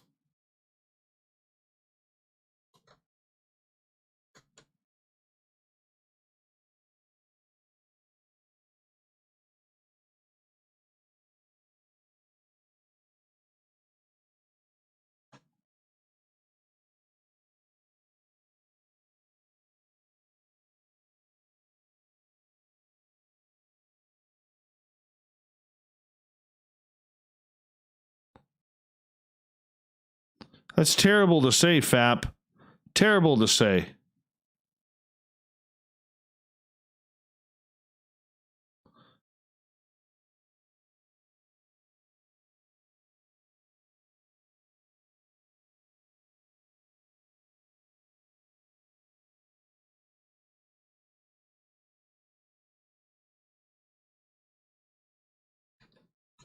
Fap is still angry that he was cut out from his role in the Partridge Family.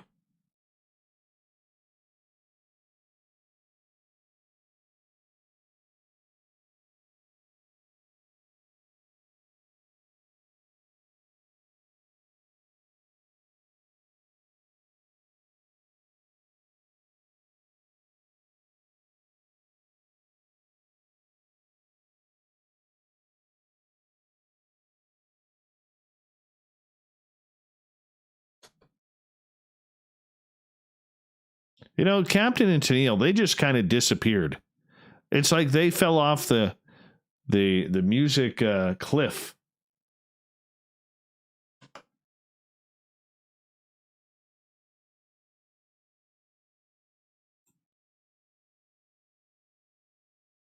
They didn't even get a Vegas show. How bad do you have to be if you can't even get a Vegas show? Donny Osmond and Marie got a Vegas show. They haven't been relevant since the Cincinnati Reds last won the World Series.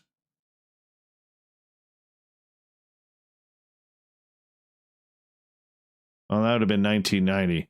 Pardon me. Since their second to last World Series.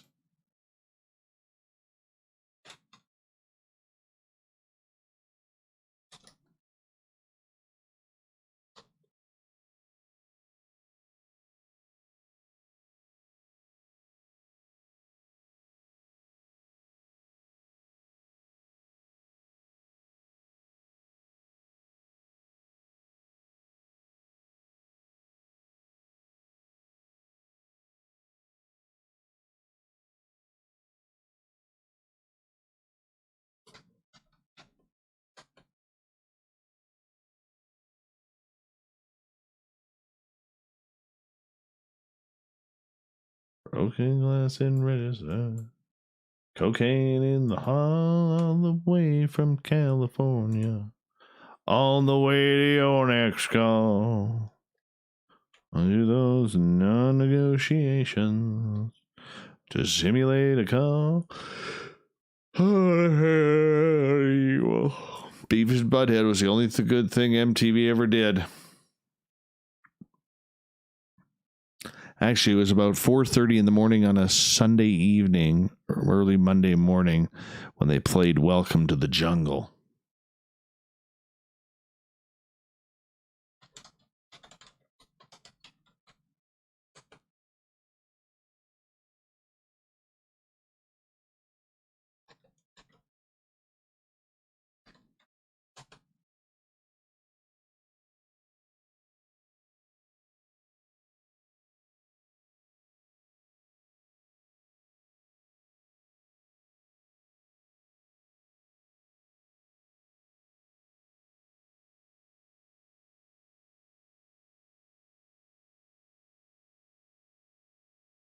All right. Let's do this thing. What the hell are you talking about, Eve? About all these pictures? I want to see you with your safety helmet on. Eve's got a safety helmet, everyone.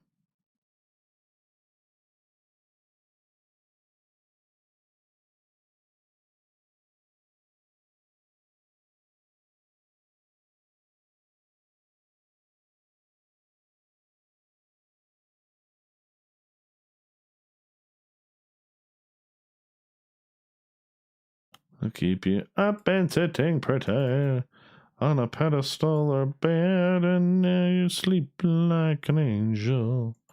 Never mind who you gave in.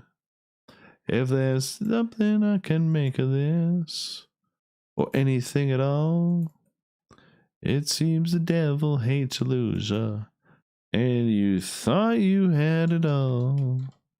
It was a long time for you, it's a long time for me, it was a long time for you, but looks like I have to see for myself. If I could go back in time to a place in my soul, that all alone, lonely teardrops. Okay, verification time, everyone. Pick your 6-digit number to see if you come close to the 6-digit number that I will use to put in the WeTransfer verification and send this show off to Ontario. Here we go. The lucky number is 262. Oh, that's already wrong. 260-882. 260-882.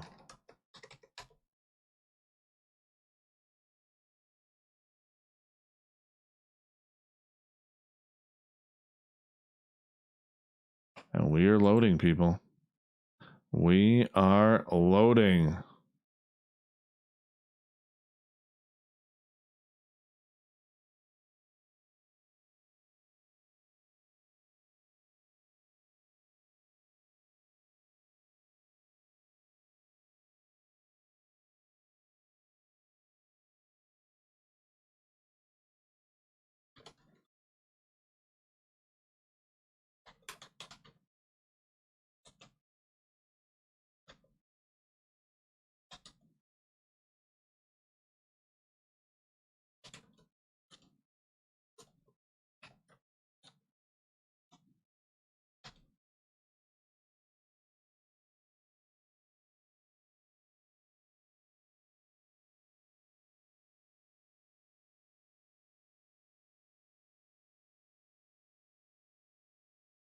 We have 45 watching, 62 thumbs up. Peanut Butter Rolls is still here. Napoleon's palindrome? What the hell is Napoleon's pal? Oh. Abel and Elba.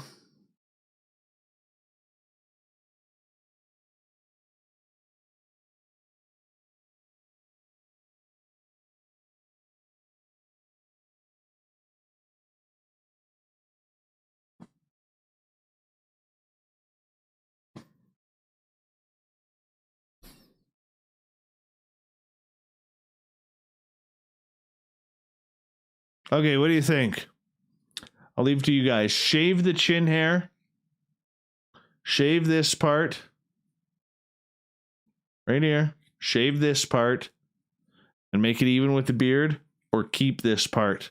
And let the beard grow. What do you think?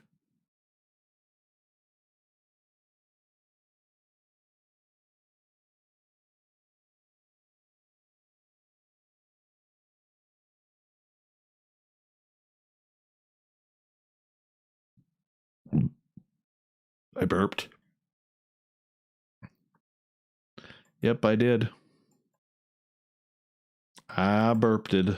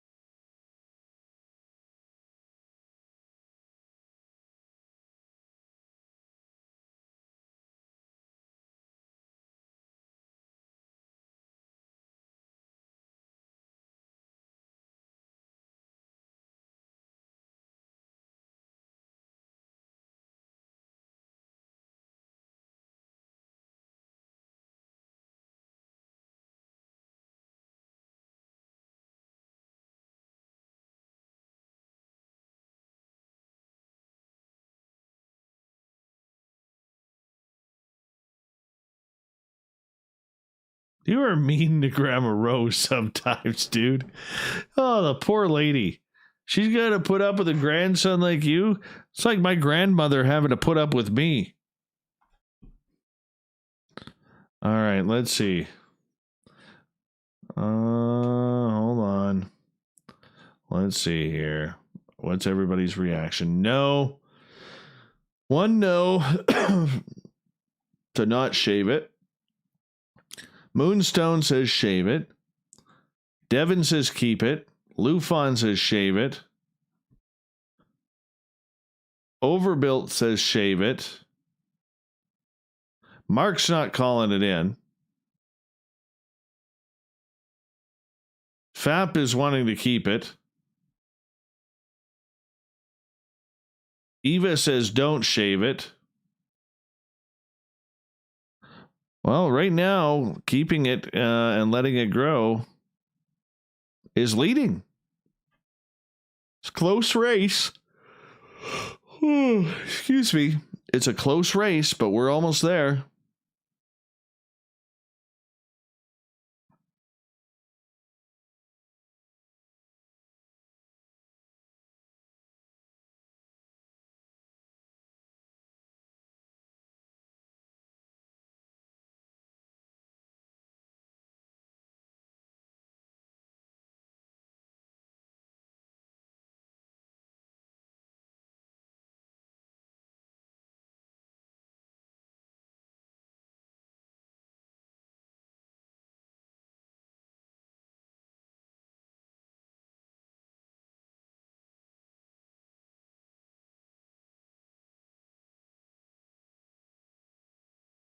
Oh, we're downloading just fine.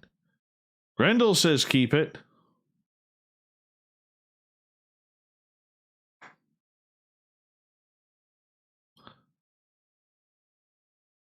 I kind of like it. Gives me something to tug on. You know? And when I color my beard again, because I'm getting that fluorescent white thing happening here. You know? Mustache is still looking solid, though. Next time I'm going to bring the mustache, like, next time I shave, I'm going to bring the mustache, like, down to here or something like that. I'm already there.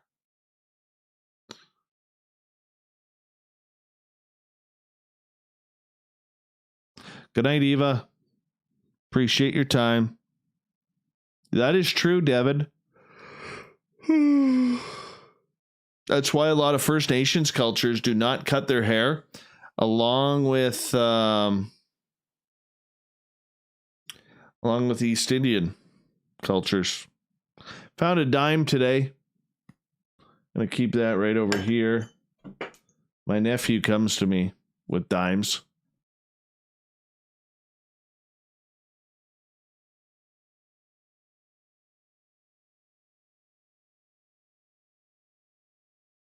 Well, let's try that. Well, let's try at least to see where this goes.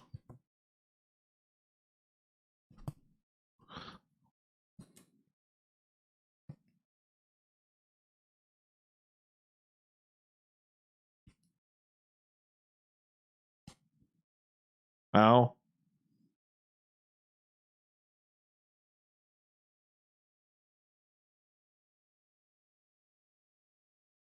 What do you think? I don't have a bow.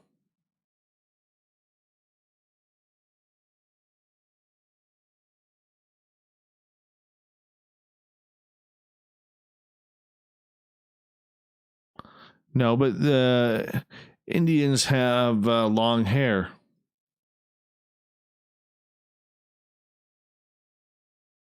There we go.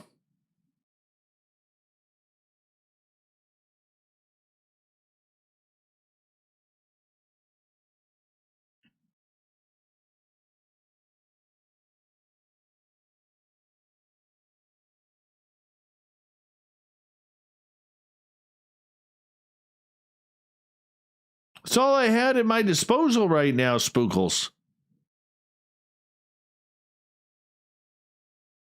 Does feel kind of tight, though. It is tight.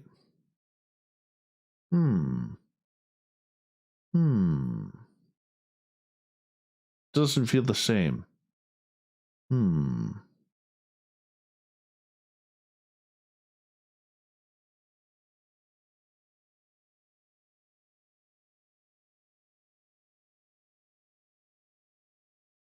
I'd love to try metal detecting.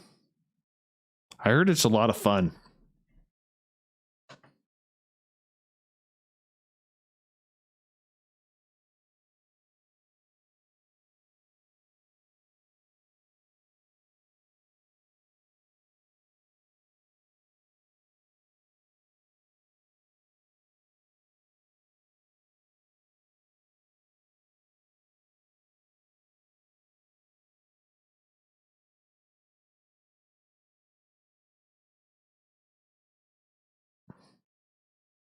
That's kind of cool. Just popped off. Made the chin hair a little bit tighter.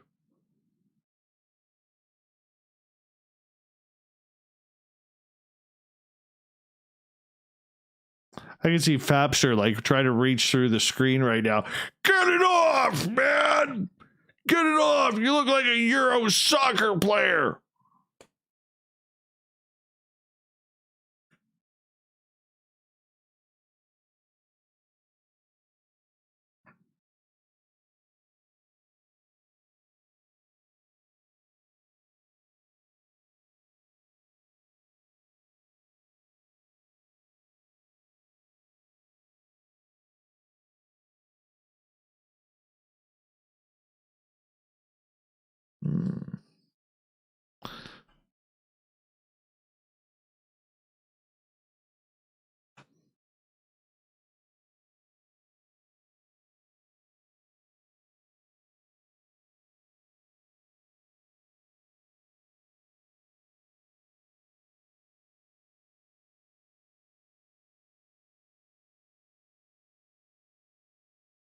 I'd like to try that.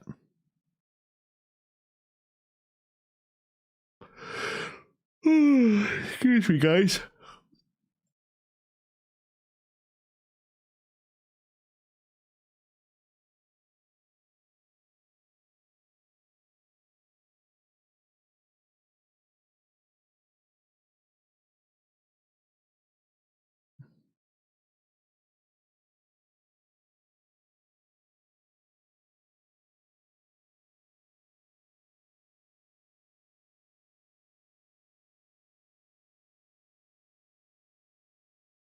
I don't have a chin erection.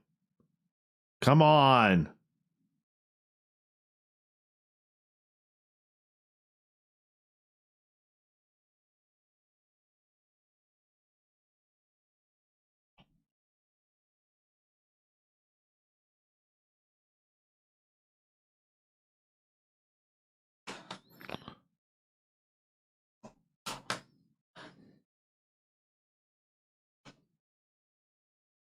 Hey, Gary. How you doing, man? Good to have you here. I think you're in the UK, aren't you? So we'll say good morning to you.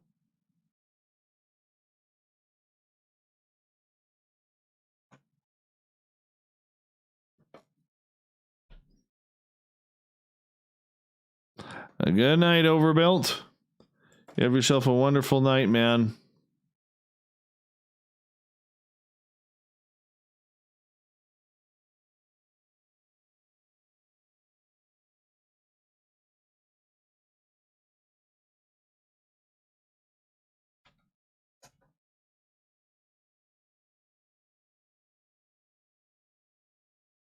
All right, one download done.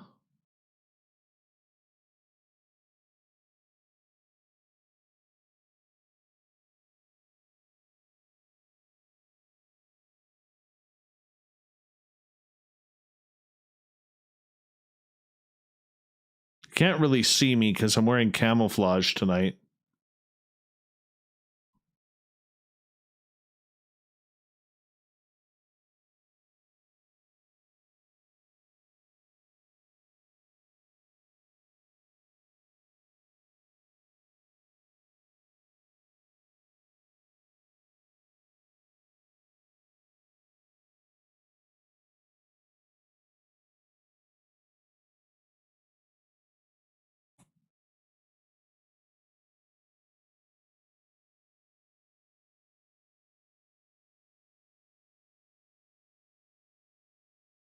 All right, everyone. Downloads are officially complete. I want to say, oh, hold on. It's sending. All right, we're done. We are done for the night. I'm going to say thank you so much to you guys tuning on in. I got to hit the sack. I am very, very tired. And, excuse me. I'm going to see you all tomorrow night. Who do we have on? Heather offered. She's gorgeous. Absolutely. Hey, HL, how you doing? But she is like gorgeous, and we are going to have her on tomorrow night talking consciousness, all this kind of weird shit. And hopefully that we'll be able to do it. All right. So on that note, I'm going to say goodnight to all of you because I am going to bed. I appreciate you taking the time to hang on out with us and to be, around. It's good to have you here. So we'll talk to you guys all tomorrow night. And thank you for the love. Thank you for everything.